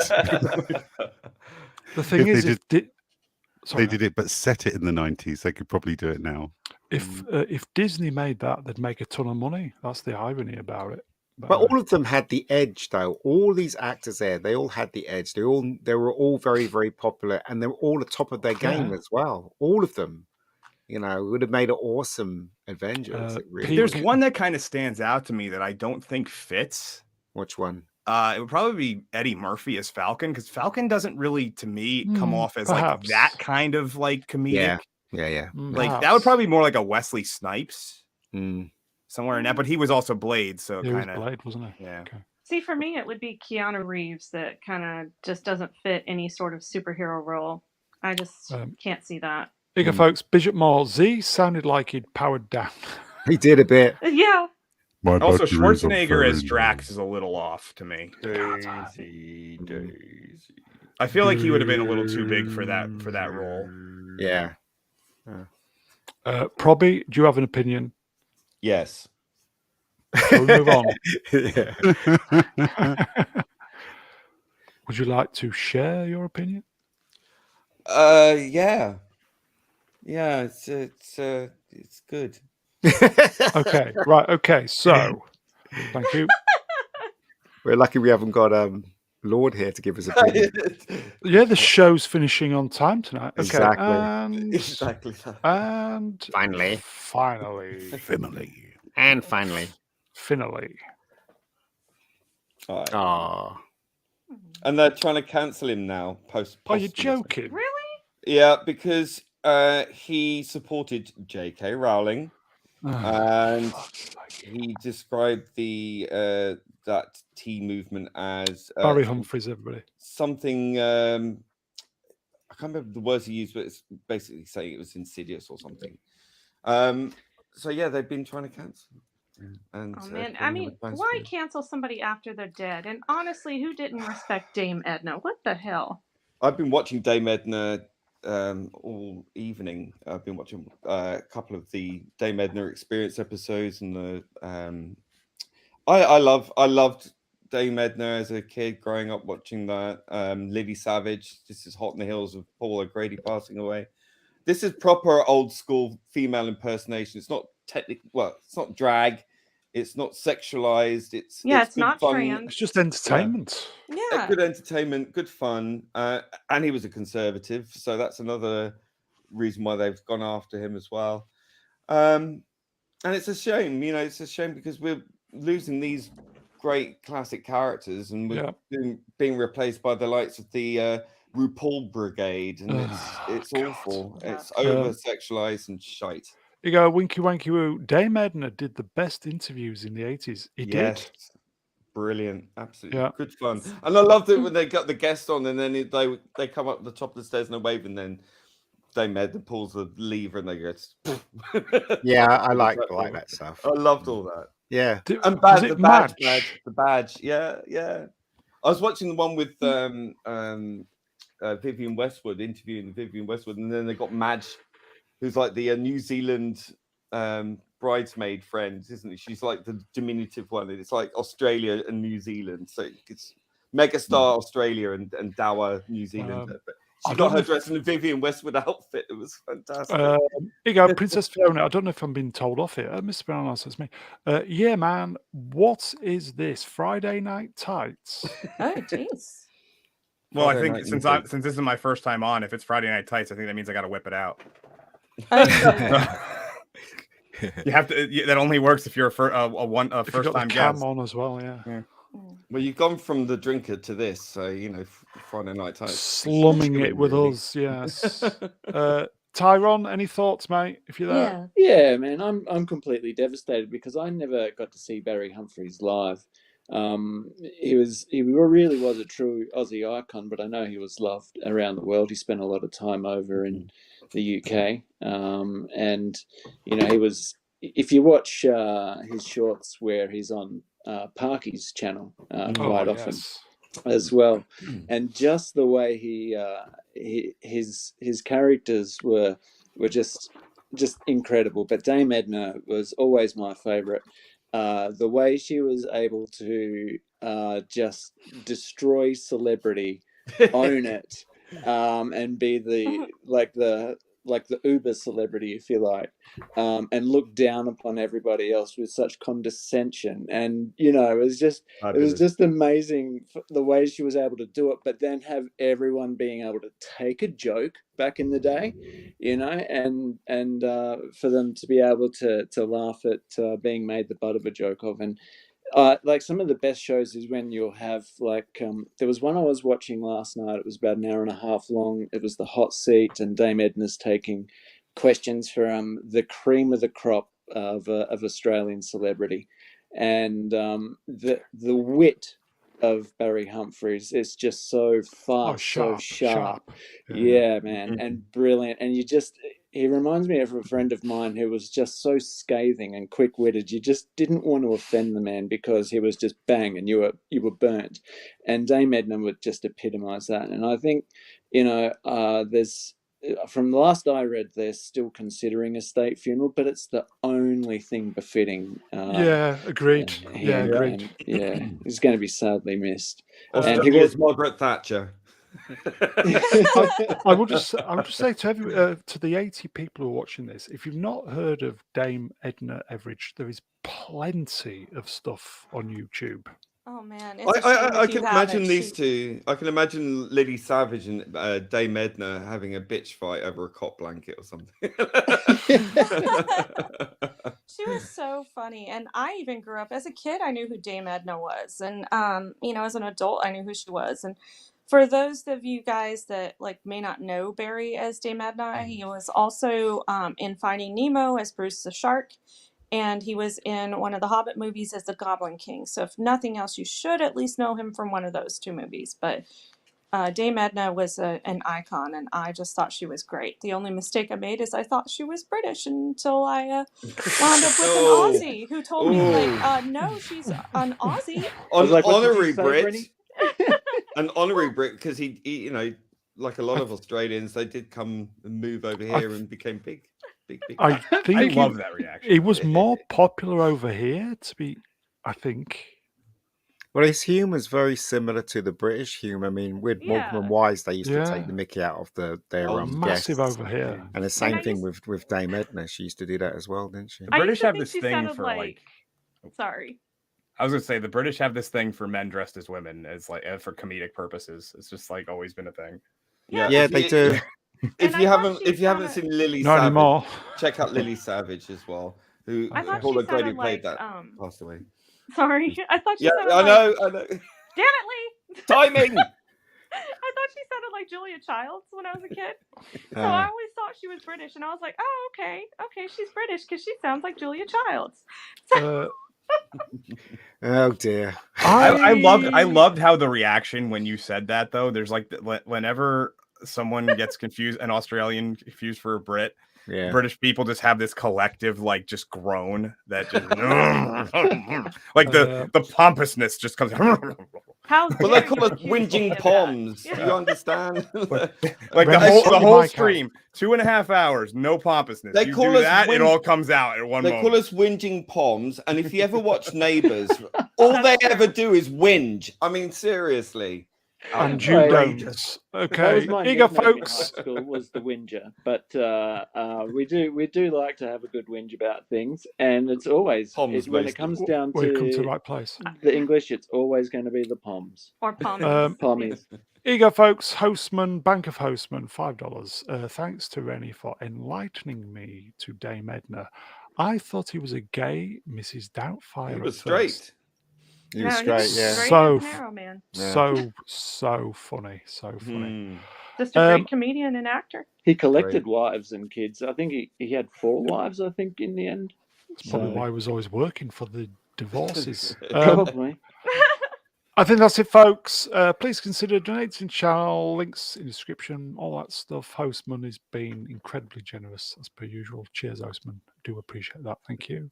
The deep pockets of Hostman Socrates. Yeah. Very deep. 140. I think that's it. Yeah, episode 140. Can you believe it? 140. Or is it the other one? 160. I will thank the guests. Z has shut down for the evening, so he's booked off. So cheers, Z. Oh, thank you, Mr. Brown. You're welcome. Yeah. Sorry about your internet, Z. Rennie L, are you married? Yes, I'm married to Tyron L. And please sort your mic out. What are you doing to it? It sounds like you're in a different room. No, I even double checked my audio settings. See, now it's perfect. Oh, okay. Maybe I just need to hold it closer to my face.